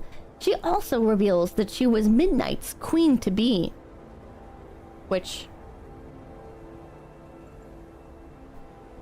all I'm saying is they should release like a definitive edition of Mouse Guard where they go back and they add these details. You know? I think they should go back and they should add like... maybe Midnight at one point can talk about wanting to get home to his wife or something. Was she in the first book? No, I don't think so. I do not believe she was. Connection problems annoying, may be forced to make random observations done beforehand. There are like 5 books missing there. Flush it out, make the books thick. Please know that's so dumb. I don't know, just like something. Just something. It felt very fucking random. The queen part felt unnecessary and a little too cartoonish. It did! I say you're on point with the fucking observations. They made a point of how many supporters just went back to their lives. They did, but they didn't mention he had a wife. It just felt very out of the blue. But anyways. She goes to poison the water supply and she's shot in the back. But the damage is done and the chapter ends. Abigail falls into the well with her jug of poison. Dun dun dun. Dun dun dun. Hang in there if you're about to say fuck this, I don't get it or whatever. We're just about at the end. We're at chapter 5 out of 6 now. Maybe they'll add a nitpicky rabbit character. Maybe they should add that. David! Add a pink rabbit that nitpicks. Okay, anyways. Chapter 5 opens with Kenzie and Sadie cuddled up in the old banquet hall. Ooh, they're cuddling. And Saxon approaches with a lit torch. And he's pissed. He's pissed that the two are cuddling instead of hunting for him, which he's kind of justified for. And it appears Kenzie has broken the bro code. Dun dun dun. Dun dun dun. But Kenzie is interrupted as he realizes Saxon is wearing the emblem and sword of Saxon's former master, and remarks that he should treat it better than he treats his own swords. I know, they're kind of bantering. Yeah, Kenzie got a girlfriend. Yeah. Anyways, this whole setup feels remarkably like a Dungeons and Dragons campaign, complete with Sadie inspecting the plates on the banquet hall table to identify how old the scraps of the plates are. That was a run-on sentence. Sadie's like, how old are they?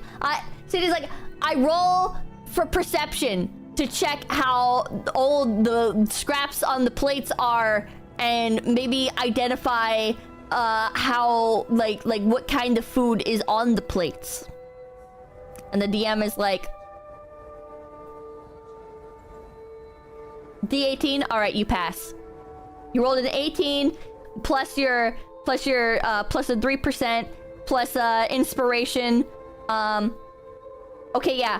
The plates on the table are 3 years old. They appear to be a dried meat that perhaps a weasel might enjoy partaking in.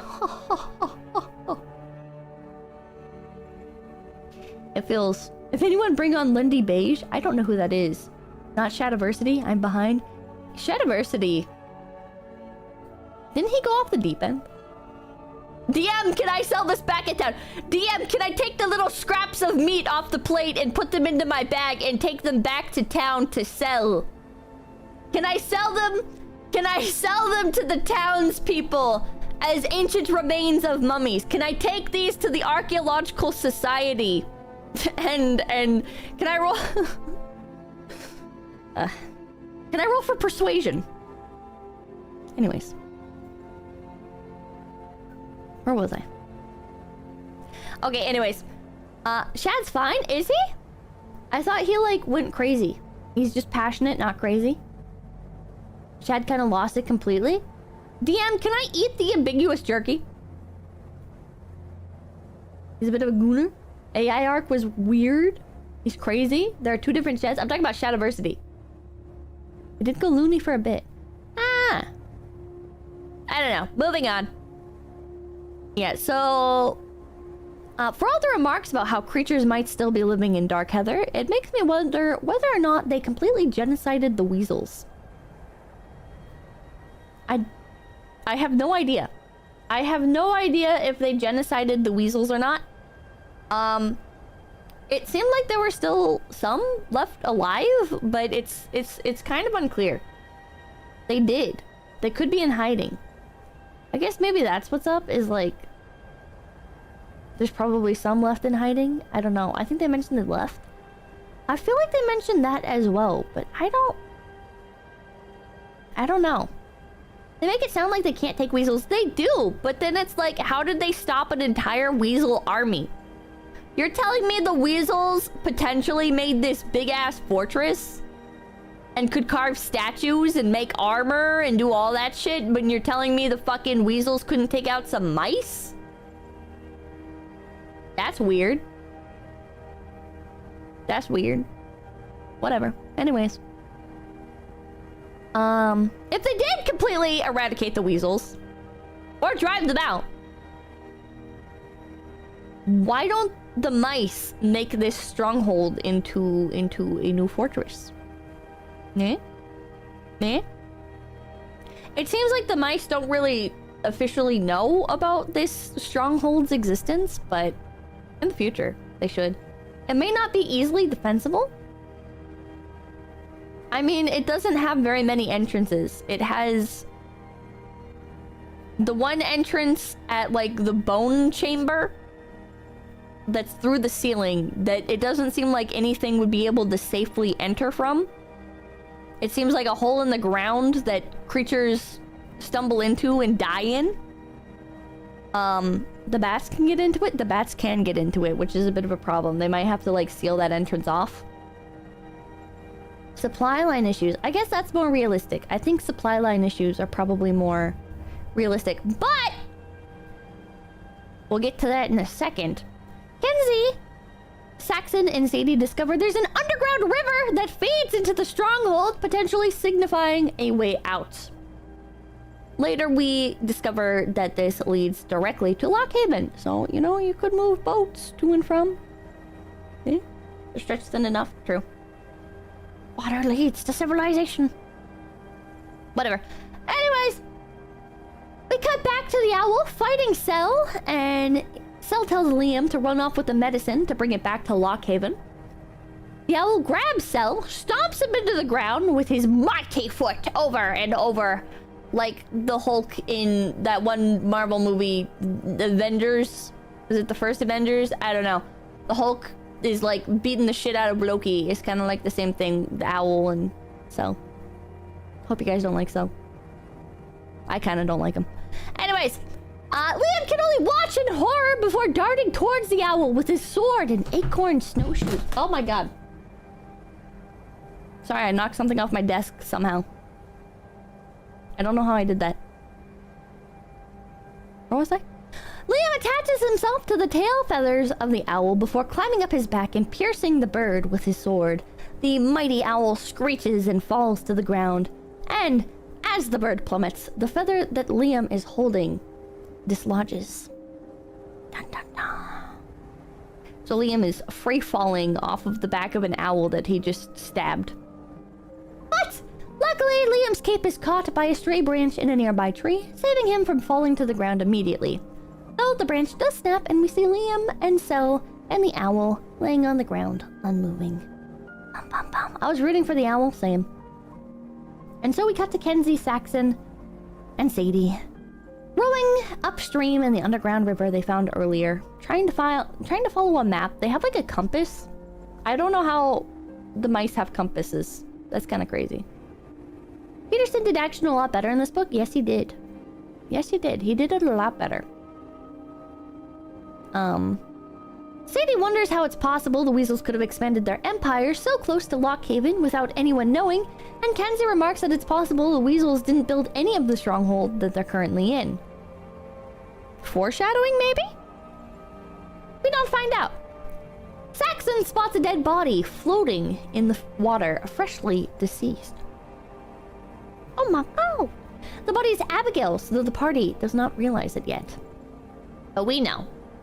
Because who the fuck else would be down there? Come on. She fell into a well. Let's be realistic. Anyways, whatever. As they row closer to Lockhaven, they come across a cistern that is marked with the symbol of a Lockhaven mason, dated 977. Luckily, the cistern is cracked and the party can enter it and call out for the guards. The guards' mice above them to help. Aren't they fucking lucky? I wonder how the well was built. Like, somebody had to build that, right? They didn't just, like, stumble upon Lockhaven. Did they build Lockhaven around the well? Why build a cistern down into a flowing river instead of just using the river? Well, that's... Okay, chat, I'm about to, like, probably fuck this up terribly, but... Wait. I can't remember the difference between a cistern and a well, but I know there's a difference.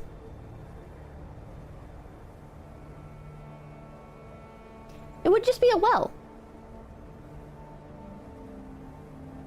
I'm gonna look up the difference. Cistern versus well.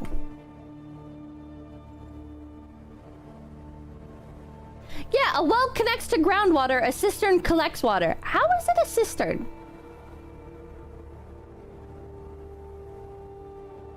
Chat? I feel like it's not a cistern because it doesn't collect water. This is not thinking. The story does have a lot of plot holes. Rainwater collection usually? Maybe the mice don't know the difference? You're telling me they never went in to, like, look? It was supposed to be sealed? How did they build the cistern without realizing that it's... Cisterns are underground. So are wells!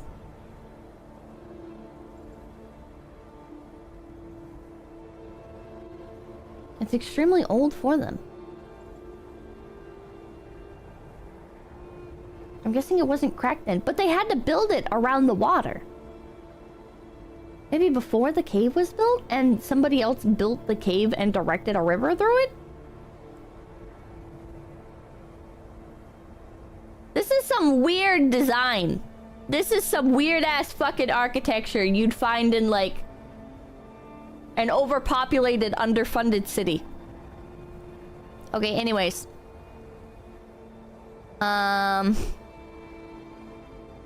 Oh yeah, perhaps it's the lighting, but Gwendolyn appears to be like a light golden cream color now instead of pure white. I don't know if that was intentional. Maybe she's not a Snow White mouse. I don't remember what she looks like at the end, but we see her again later. Whatever. Anyways, Gwendolyn reveals to the party that Abigail poisoned the well, and now they must resort to melting icicles as a source of fresh water. Dun dun dun. But it's okay because Sadie and Liam reveal that the sister... That should be Sadie and 𝐭𝐐𝐭, I think. Or is it Sadie and 𝐶𝐚?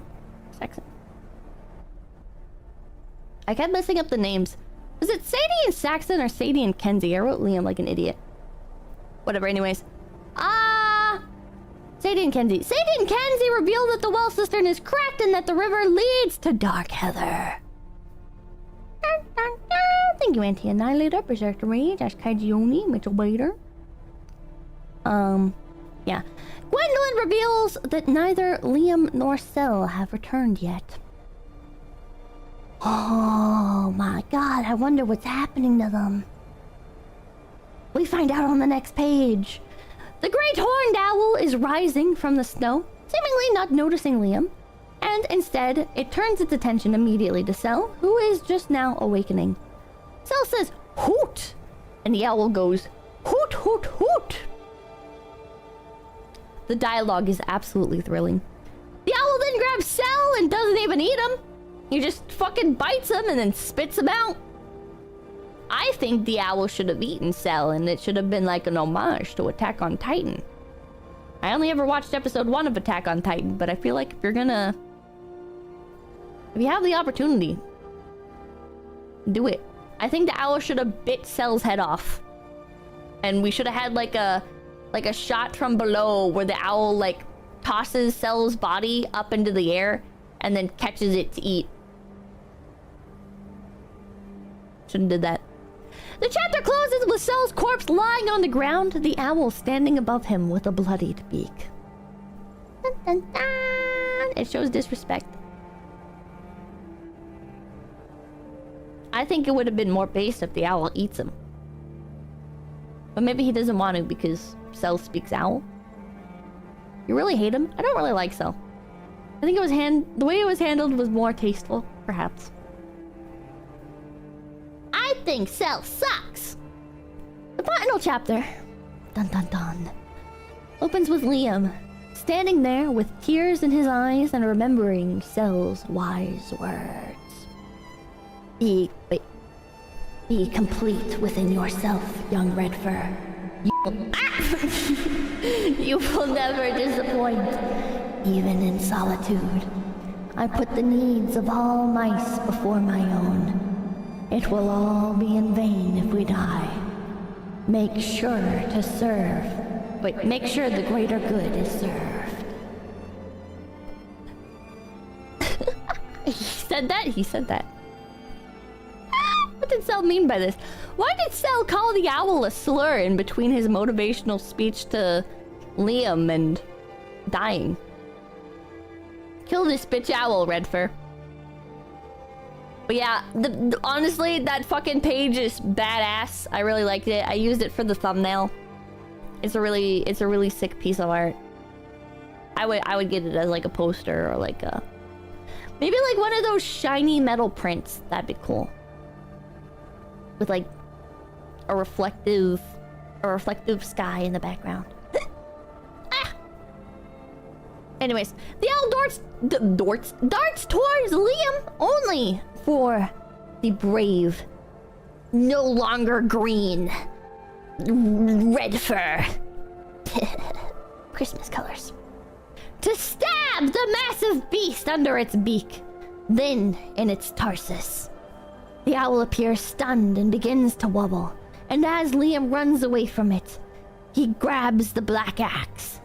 And the owl lies there, dazed and about to meet its end. That owl jobbed so hard, yeah, he failed really bad. Those are great, Jakey. That page is why Liam is my favorite character. That resolve he shows is awesome, and why he does indeed deserve to bear the mantle of the black axe. John, thank you for becoming my PP.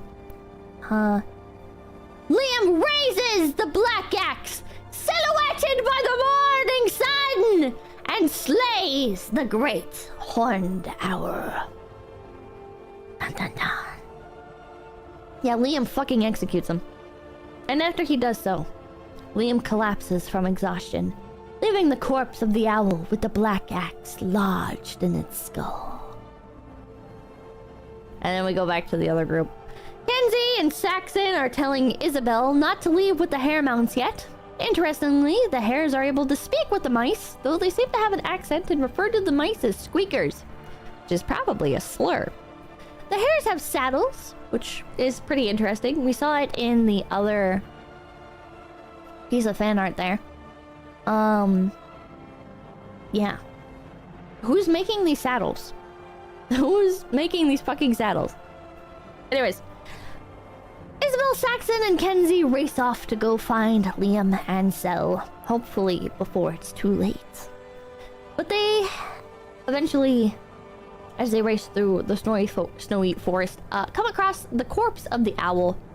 And one of the hares remarks that it seems the survivor has wandered east. We do not see the body of Liam or Cell.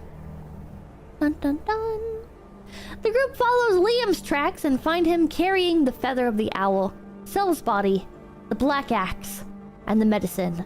And as they approach, he collapses again from exhaustion, which is kind of like, come on, man, you can't do that twice. That's too dramatic. Isabel must be yoked to carry that massive polearm with one hand. I feel like the axe would be way heavier, but I don't even remember what her polearm looked like. The group make it back on hareback to Lockhaven. In a funny moment, one of the guard mice remarks about the pronunciation of Cell's name. I copy and pasted these images into my script, but not onto my computer. I am a fool. I am a fool. So, oh wait, I did save it to my computer. I'm an idiot. There we go. Look at that, chat. Look at that. Are you hurt, Selena? I thought it was Selena. He pronounced it Kelena.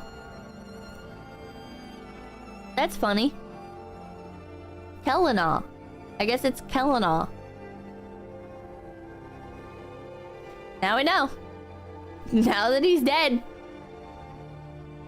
Now that he's dead, we know how to pronounce it. A copy of the book also has Kelena's name mistyped at the beginning. Kalena? His name is Kelena. Even the people are confused, yep. Was good to get closure on that? Yeah. Rest in peace, Kellogg's. Rest in peace. But the moment of brevity is cut short by the group revealing that Kel has perished. Oh, I fucked up my script. I said revealing Cell has perished. Sorry, I mean Kel. Oh, my moment. Whatever. I feel like I do better when I just improv the funny bits. Whatever. Sounds more natural. You guys can't tell, and I'm not publishing the script. It's full of typos. We cut to a pyre funeral for Kel, with various members of the Mouse Guard circled around a flame in the night. Honestly, it lacked any emotional impact for me. I at that point I really did not care. I was kind of like mentally checked out of Kelena. My mental space was preoccupied with how cool Liam had been and the fact that the owl was dead. Sad. Sad. Anyways, Rand remarks that he thought Kel was immortal, and Saxon corrects him, saying, "No mouse is." Wow, isn't that deep? So we kind of get closure on how old Kelena is. He's not that old. He's an old man, but he's not fucking immortal. It is at this point like very, very strongly implied that the Black Axe is just handed down from person to person. And that usually they have to undergo some sort of like, I guess like rigorous training, like a sort of awakening, a hero's journey. Each apprentice has to go through a sort of hero's journey before they get handed the Black Axe. It's an inherited identity, yeah. They seem to mention their heaven in this. I didn't even notice that. I didn't notice that. Anyways, they sing another fucking song, which I'm not gonna lie, I did not read. I did not read the song. I don't like I don't like the songs, man. Why did they do a second one? The first one was already way too long. Based, I did neither, so base doodle. You are same Matessa. Bro, I read all the songs. I did not. I did not. Because someone died. I don't care! God. In my script, it just says they sing another fucking song. I didn't even punctuate it. I'm just like, oh, fuck this. Then, out of nowhere, Saxon gets on one knee and proposes, I guess, to Gwendolyn, and then Gwendolyn kisses him. What the fuck was that? What the fuck was that about? Why? It's alluded to by Kenzie. Yeah, earlier when Kenzie's like, no, don't worry about it, Sadie. Saxon's not misogynistic. He has a crush on a lady guard, which is a term for a female mouse guard, I guess. Sounds kind of derogatory, but whatever. I'm not about to be the fucking hashtag feminist for fucking mice or whatever. Where the fuck did that even come from? I don't know. It felt really stupid and out of place, and I don't get it. I don't get it. Why did they include that? Why is there so much romance in this? Why is there so much? I guess it's like it's called love. I guess it's like the different types of love. You know, we see the love Liam has for 𝐭𝐤 as a mentor, and we see the love Kenzie and Saxon have for each other as blood brothers. But why do we have the plotline of Kenzie and Sadie and Saxon and Gwendolyn?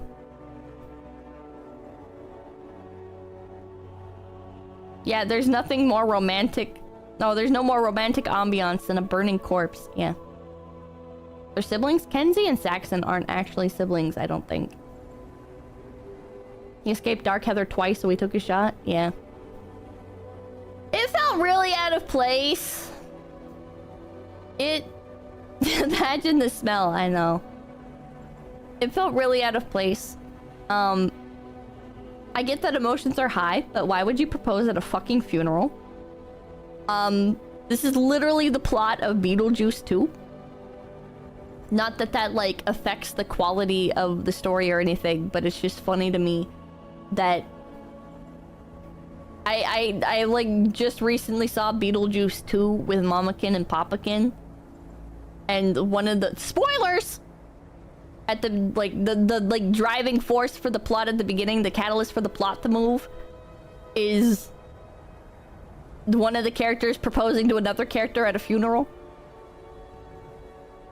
So I just thought it was funny. I just thought, oh hey, Beetlejuice 2 reference.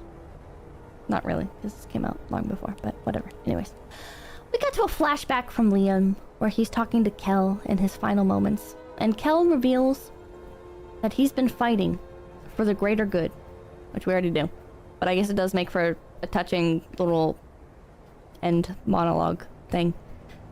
And he knights Liam as the new Black Axe, and so comes to a close winter 1152. Liam's the greater good. Aww. He said "Gare good"? I don't think he said that. I don't think he said that. I also don't think he's referring to Liam as the greater good. I guess. Well, I get, like, that's like a valid interpretation. He's not fighting for Liam. He's fighting for the people. It actually says that, does it? Let me look again. I feel like this one was better written, but less interesting. A mouse of the people. I feel like it did a good job expanding upon the ideals. Or not the ideas, the ideas. Oh wait, yeah. I had to protect the greater good, Liam, but you didn't have to be the one to die. You. Okay, he does say Liam is the greater good. Okay.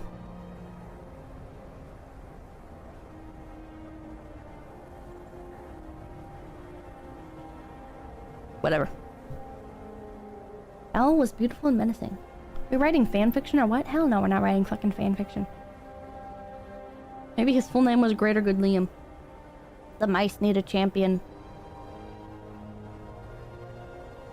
I guess Liam is the champion. Because he will be the Black Axe. I don't know. I liked the owl. Make Lockhaven great again. I liked the owl. I liked Darkheather. I don't like how it wasn't clear what Darkheather actually is. I don't like how it's not clear what actually happened to the weasel. And all of this is subject to my own stupidity. Jesus Christ, Anna, thank you for the $100 dues. Thank you for book club, please. Don't have sound alerts enabled. There you go. I can't hear the sound alerts. I guess you guys could. I have not been able to hear them, so I thought the audio was disabled, but then I scrolled down to check, and apparently you guys have been able to hear them the whole time, even though I haven't, so whatever. You're a bit of a professional hater? Little bit. His name is literally Liam. It's a little on the nose that they're turning him into the next incarnation of the immortal hero. I'm sure Liam is also a name that means like son of God or some shit. Did you talk about the part where they... Or did you skip the part where they talked about the weasels annexing Darkheather? They're theorizing. They're theory crafting. They don't know what happened. Darkheather gets explained in the epilogue, which I guess you didn't have. I do not have it. My final thing, okay, it's... No, Liam, you are now the Black Axe. Then it cuts to the art of the mouse fighting the green snake. It says pin up by Jane Irwin. And then I scroll down and it says coming in summer 2009, Mouse Guard Winter 1152, a hardcover collection of the second Mouse Guard miniseries. And coming next, Mouse Guard the Black Axe, a 6-issue miniseries. And then that's the end. Oops. But just use the link next time. Yeah. Ouch, that's a wait time. I know. I know. You gotta wait until 2009? Fuck, man.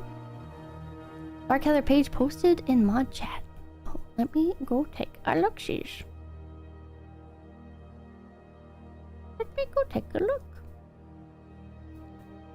Oh. Can I? Ah.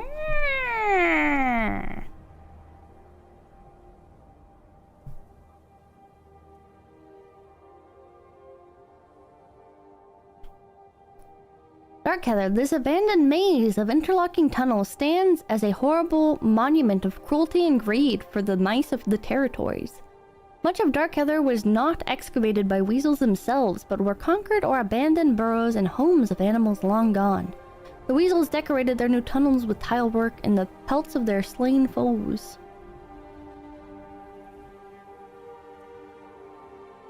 What? Alacarly, and thank you. Holy moly, Pippa is literate. Also, bull weevils are funny as fuck and spiders are freaking awesome. Weasel tile is known for a repetitive pattern of stylized heather clustered in groups of 3 or 6. A room for the bones of the weasel's victims. Their belief is to allow the spirits of the fallen to rise through the ceiling and out into the wild, so they will not remain trapped and haunt their oppressors. Rise to thy stars above. I thought this was a trap and animals fell through. Okay.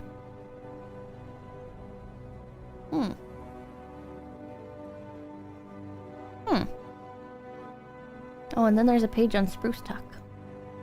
Thank you, thank you. Oh. Hold on.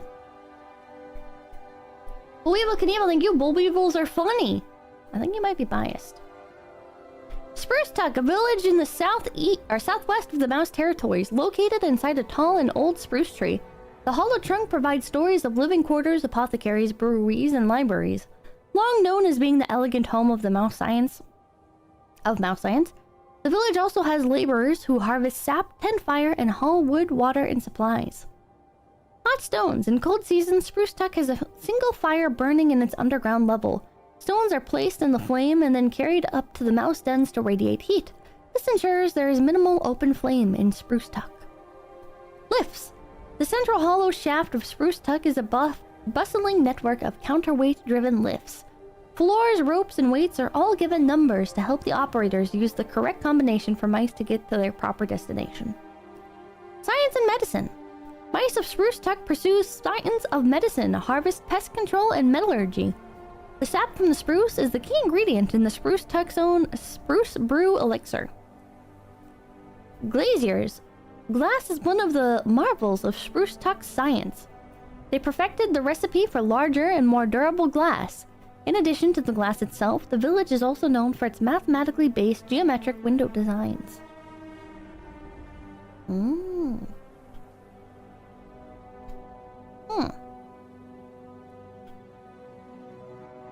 Pretty neat, pretty neat. Pretty neat.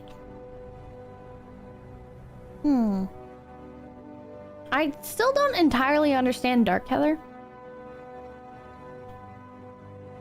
So is Darkheather a faction or a city? Or both? It's just the city. Okay. Huh. How the fuck did they clear this out? Good morning from Malaysia. Good morning. It's like Lockhaven. It's just a place.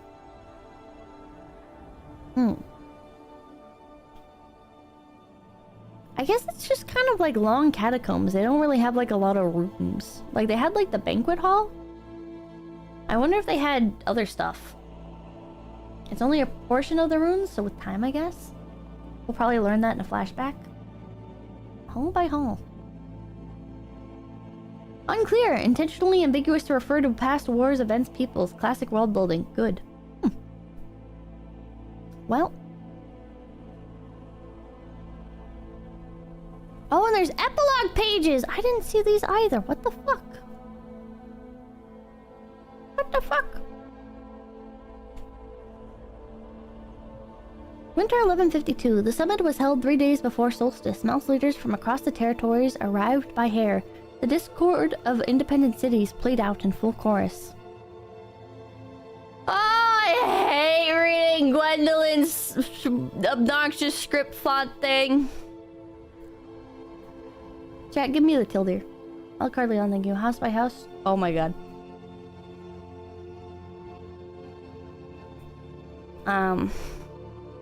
I've never superseded or infringed on any city's authority and do not plan to start.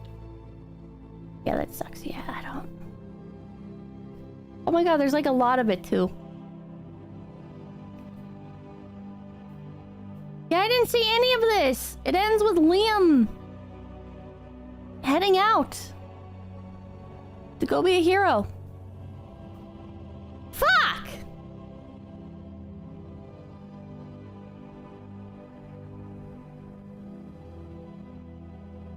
What the fuck? That's kind of anything. There's also a page of cute mouse outfits and jobs again. What the fuck? Wait, is it Liam that heads out or Saxon? I assume it's Liam because he's got the notch in his ear, but it cuts right after, and he's got the green cloak. I think it's Liam. A little bit hard to tell who's who sometimes.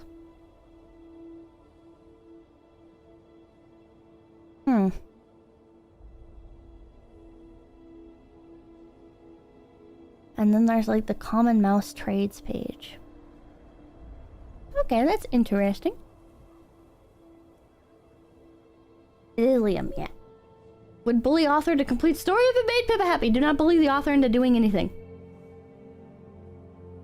Alright. Well! That's that. I would say, overall, I can't tell if I like this more or less than the first book. I feel like it was different. This book was much more fun than Fall. I think Fall was weaker. Weaker. You seem disappointed. They have different weaknesses. The quality's improved. I liked that this one had an owl in it. And I liked that it built upon the characters a little bit more. But I also feel like some of the characters kind of turned into like stereotypes of themselves. And overall, the story fell into a lot more tropes. And there generally wasn't a lot of like...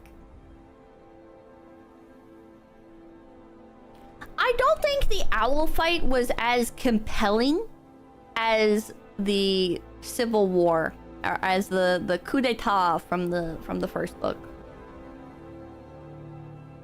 I liked Kenzie and Liam less in this one. I liked all of the characters less in this one, except for Liam. I liked Liam more in this one. The coup was a bigger danger. It was a bigger danger. It was more... It was more interesting.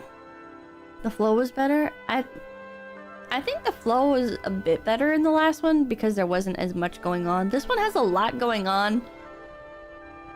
And the lore dumps feel a little bit more...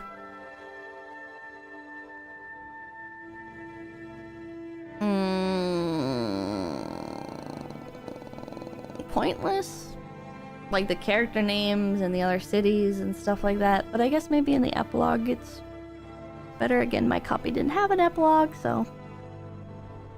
Can't have a war every season. Can't you? We could have cut to a different town and them going on battles and stuff. I don't know. Coup was more narratively interesting. The owl fight was more of a fun spectacle that only contributes to one character arc. Yeah. Ultimate Dragon, thank you. 3 months of beep beep beep. Pepper love. We have a war every year. Why can't an anime? Exactly. Not that this is an anime, it's a comic, but... I don't know. The first had intrigue, the merchant trader, the mystery of who was the leader of the Black Axe. A war? This book just had an owl and hares. Yeah. Maybe it's the filler book. It got a lot more fillers. This one... I don't know. I feel like they could have cut out everything other than Liam and Selena's arc. They could have made Liam and... 𝐭𝐿𝐴's journey into its own story. Kellogg's. They could have made Liam and Kellogg's have their own shorter book, I guess, and it just be their journey. And then cut to the other characters later. Because the way that it's mixed with each other feels kind of sporadic at times. And in general, I feel like the other characters just don't have as interesting of a journey. The Darkheather stuff was neat. Honestly, the Darkheather stuff was neat, but it could have been settled in like one story beat. You know? I feel like they could have run into the bats and then fucked off. I feel like everything that happens after was kind of... I don't know. I mean, I guess it's there to like develop Kenzie and Sadie's relationship. But that's like the only thing that happens. I feel like you could have just like shown that in other ways and done it later. I don't know. Too many plots going on without enough plot to go around. That's a really good way of putting it. I like the bit with Saxon finding his master's body. I don't like that at all. It felt out of place. It felt thrown in there.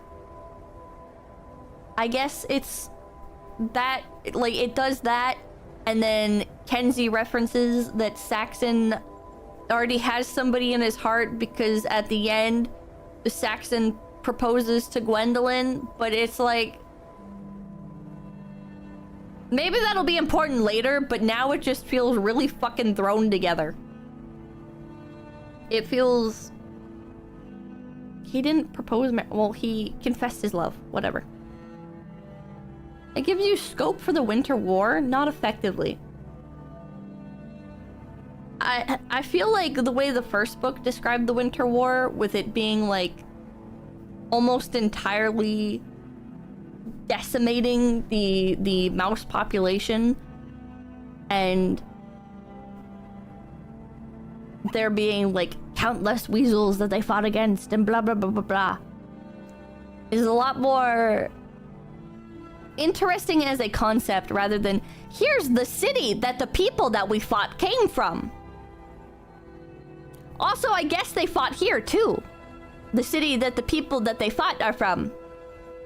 They fought here. Okay. And I don't know. It's...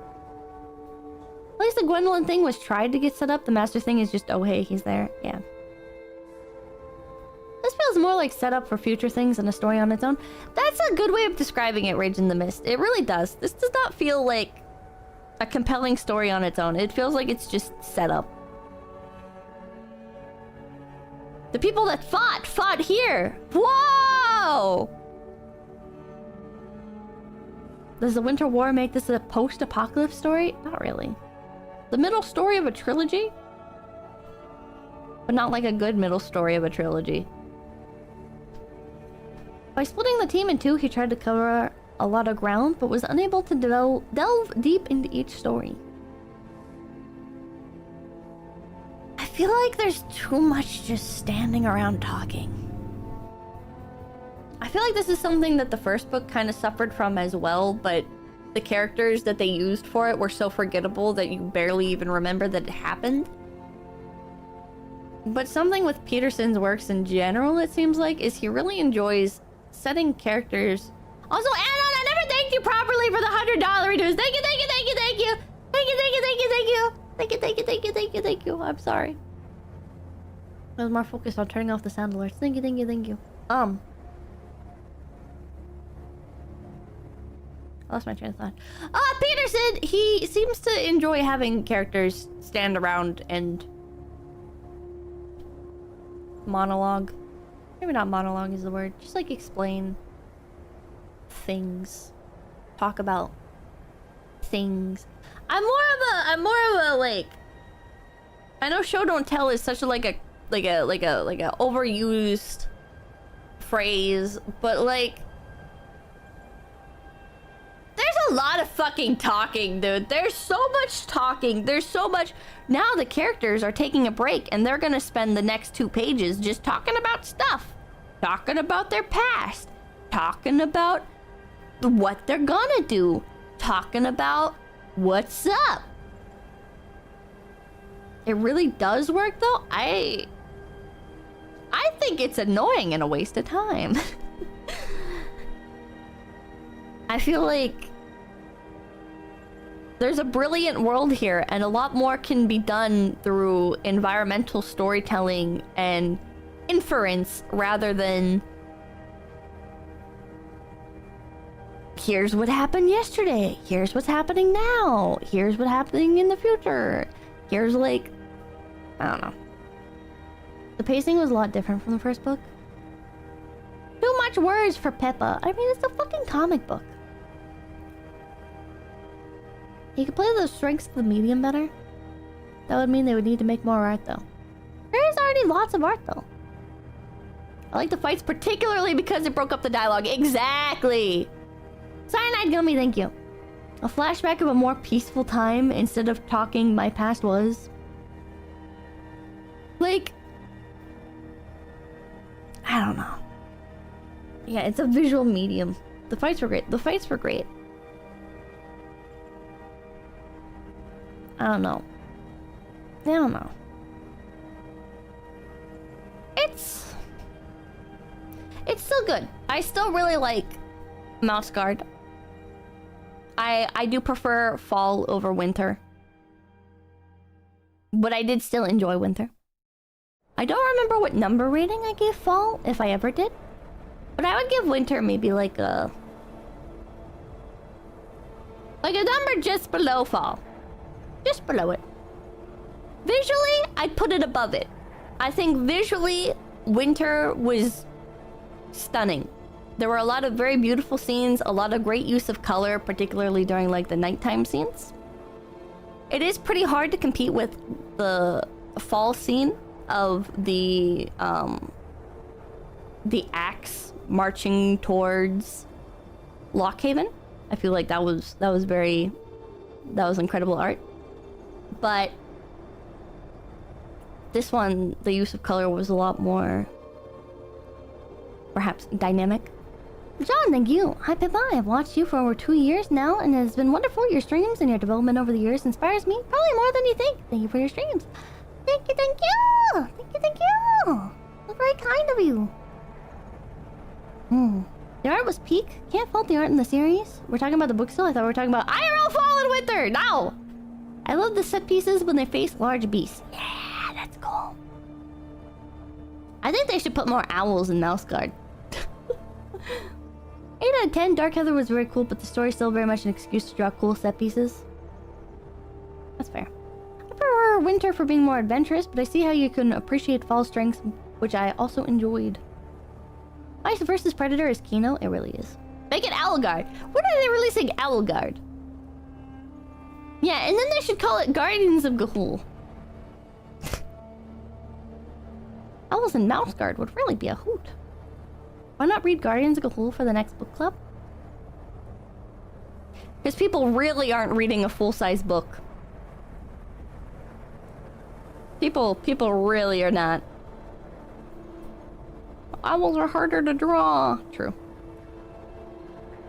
Mouse Guard, the Owl Hen Caregiver, and Other Tales. True, there is that one. There's that book. You mentioned a book about bats earlier? I think you were thinking of Silverwing. I don't remember. I don't remember. Anyways. Pretty good. I'd read it again. Hey, Jiang, thank you. My main complaint about Winter is that there are only hardcover copies, and I got the fall softcover copy, so now it looks bad on my shelf. Well, now I guess you gotta sell your softcover copy and buy the hardcover copy. But did you ever read vampire books? I read, a book called Vampire Pirates or whatever. It was okay. That was like when I was a kid. And there was another one that my sister was reading that she handed down to me, and I read it. But they were like romance books. I don't remember what they were called. Vampire... Oh wait, was it even vampire? I think it was more just like supernatural. Supernatural romance books. My sister was really into reading like there was one book series she really liked called like Red is for Magic, Silver is for Secrets, Yellow is for Kidney Stones. I don't know. Those were bad. Those were really bad. I can't remember if that was vampires or witches. I think witches were a bit more in... I think witches were more in when I was getting those hand-me-downs. Because I think the next... romance books...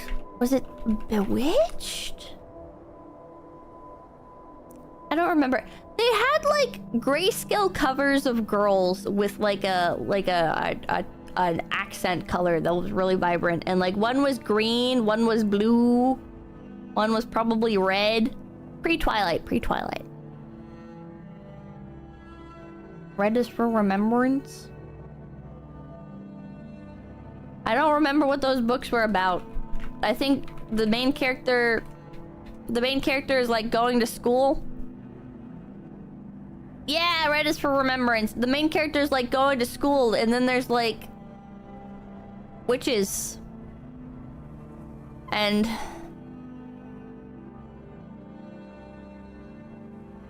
I don't know what else. It was bad. It was bad. Uglies? Never read that. I remember seeing other people carrying it around, but... I'm trying to remember what the fucking... Romance Supernatural Trilogy books. There's so fucking many of these things now. Jesus Christ. They had girls on the cover, Chad, and they were in black and white, and they had like a fucking accent color. Green. Green accent. And one was like... God, this is gonna drive me fucking insane until I find it. Green, red, blue. Oh my god, there's one called Ruby Red, Sapphire Blue, Emerald Green. I'm gonna fucking kill myself, chat.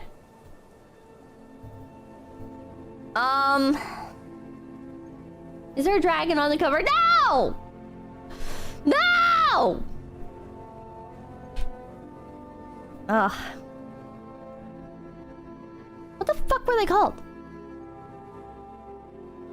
Blue is for nightmares, white is for magic. Not those. Those were the different ones. But like the girl goes to school.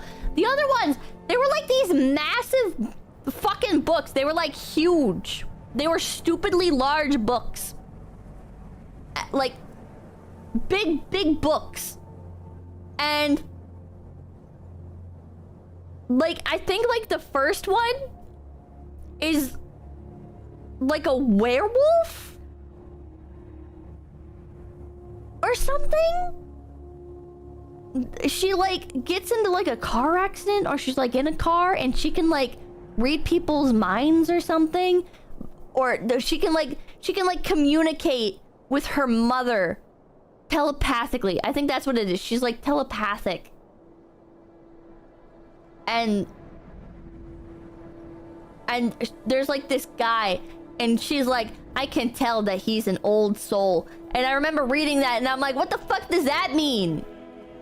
I thought in all of this like supernatural bullshit ass fucking book series, there's always like reincarnation and everything. What do you mean somebody's an old soul? How can somebody not be an old soul if everybody's reincarnated? Large sad bro, thank you. Airborne by Kenneth Opel, lighthearted semi-romance adventure novel trilogy where planes were never invented and airships are how everyone gets around. Huh. Does he go to Olive Garden? Is it Evernight? I want to say like they were called something like Hunted. I feel like it was like Hunted, Bewitched.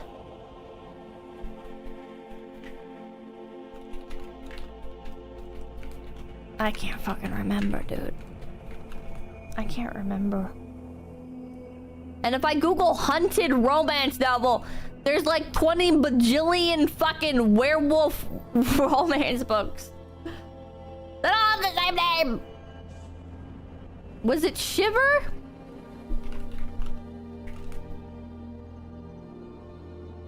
No. Anyways, then the next book, I think, is she's kind of a bad girl. She's into like parkour. She like hangs around with like the undesirables of society. Yeah, she's kind of edgy. And then the guy, he's like, I think he's a vampire? Maybe? And he's like, man, you better stop being such a bad girl. And she's like, I'm really cool. And then like something bad happens to her and she's like, I'm not cool anymore, please, I don't want anything bad to happen to me. Oh my god, I can't handle the consequences of my own actions. And the vampire guy's like, don't worry, I'll protect you. They were really bad. Was he dark and handsome, as they all are, of course. No, I'm not cool anymore. Twilight? It's not Twilight. It's not Twilight.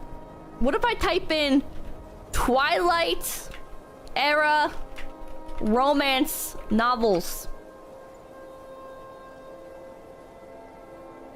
This is recommending a bunch of stuff that is not from the era of Twilight. I think this was a bit before Twilight. I don't know. I don't fucking know.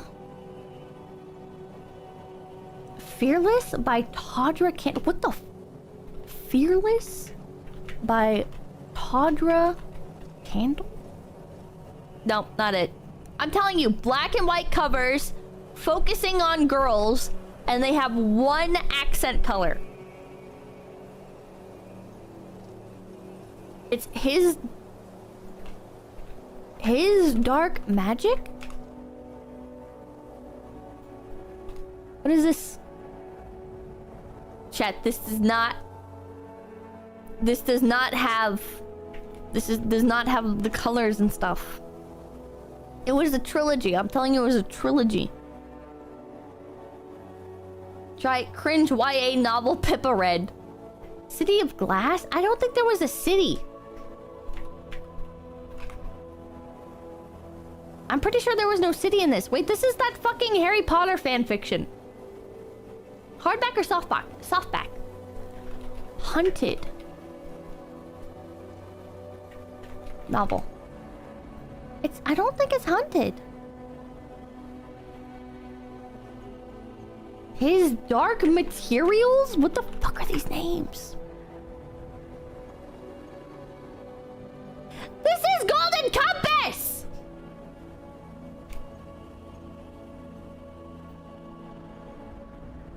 Surely there is... It's a monochrome book. Yeah, it's black and white with one accent color. One's green, one's red, one's blue. Shadow in the Ember. No, it's not Shadow in the Ember. Unless it's the Railway series, I have no idea. A name, a town, I don't know. I don't know. I don't fucking know.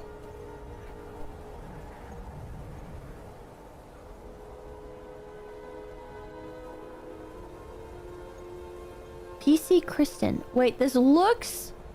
This is like on the right path, but I don't think it was this. Marked, betrayed, untamed, awakened, hidden. I don't think it's this. Wait, House of Night.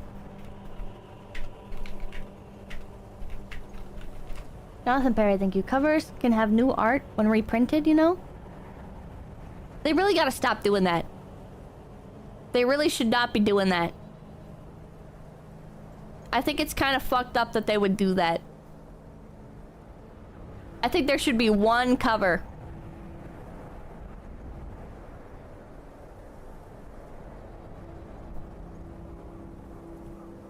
Maybe it is House of Night? I don't know. Wait, no, because these are all vampire themed. I don't think they were all vampire themed. It was like every guy was like a different guy. He had like different... He had different powers.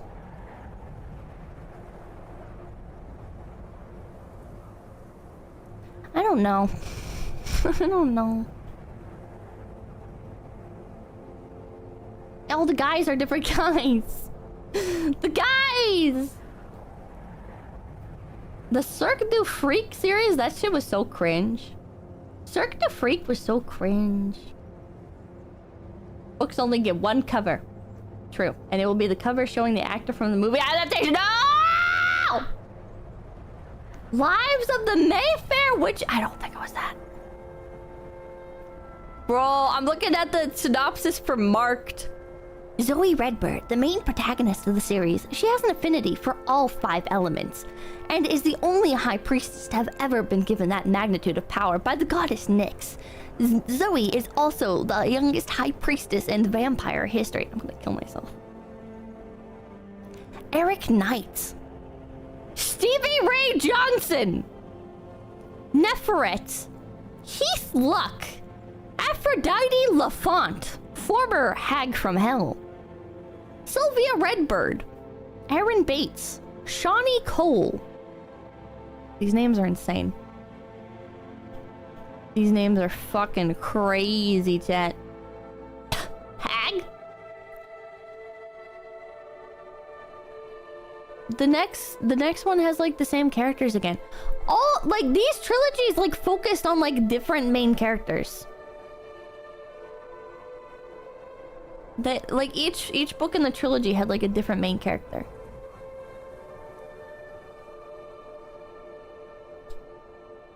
Dark Secrets, Legacy of Lies? I don't think so. The Secret Trinity? I don't think the third book was out when I was younger. Breaking Dawn, no. So like JoJo.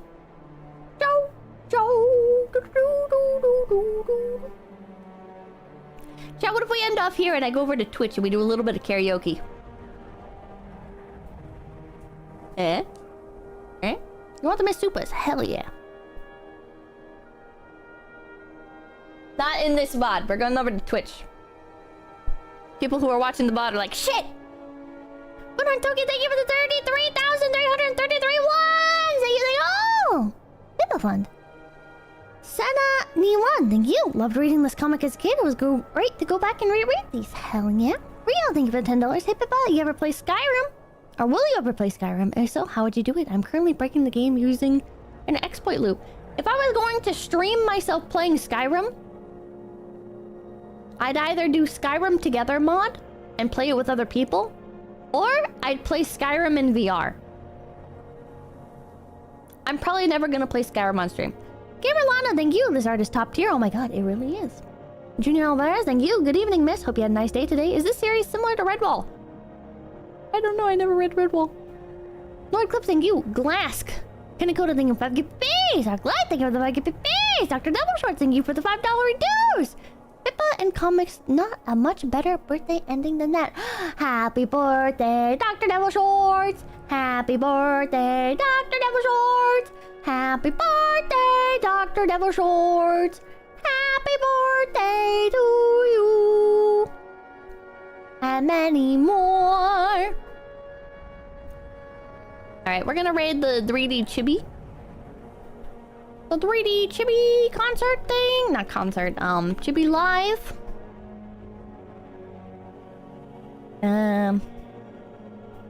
Phase Origins Chibi 3D!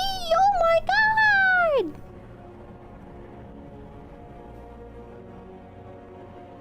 Yay! I'm going over to Twitch to do karaoke. I'll see you guys in a little bit. Hold to cringe! Till that bubbles away, Tilde! Till that bubbles away, Tilde! Till that bubbles away, Tilde!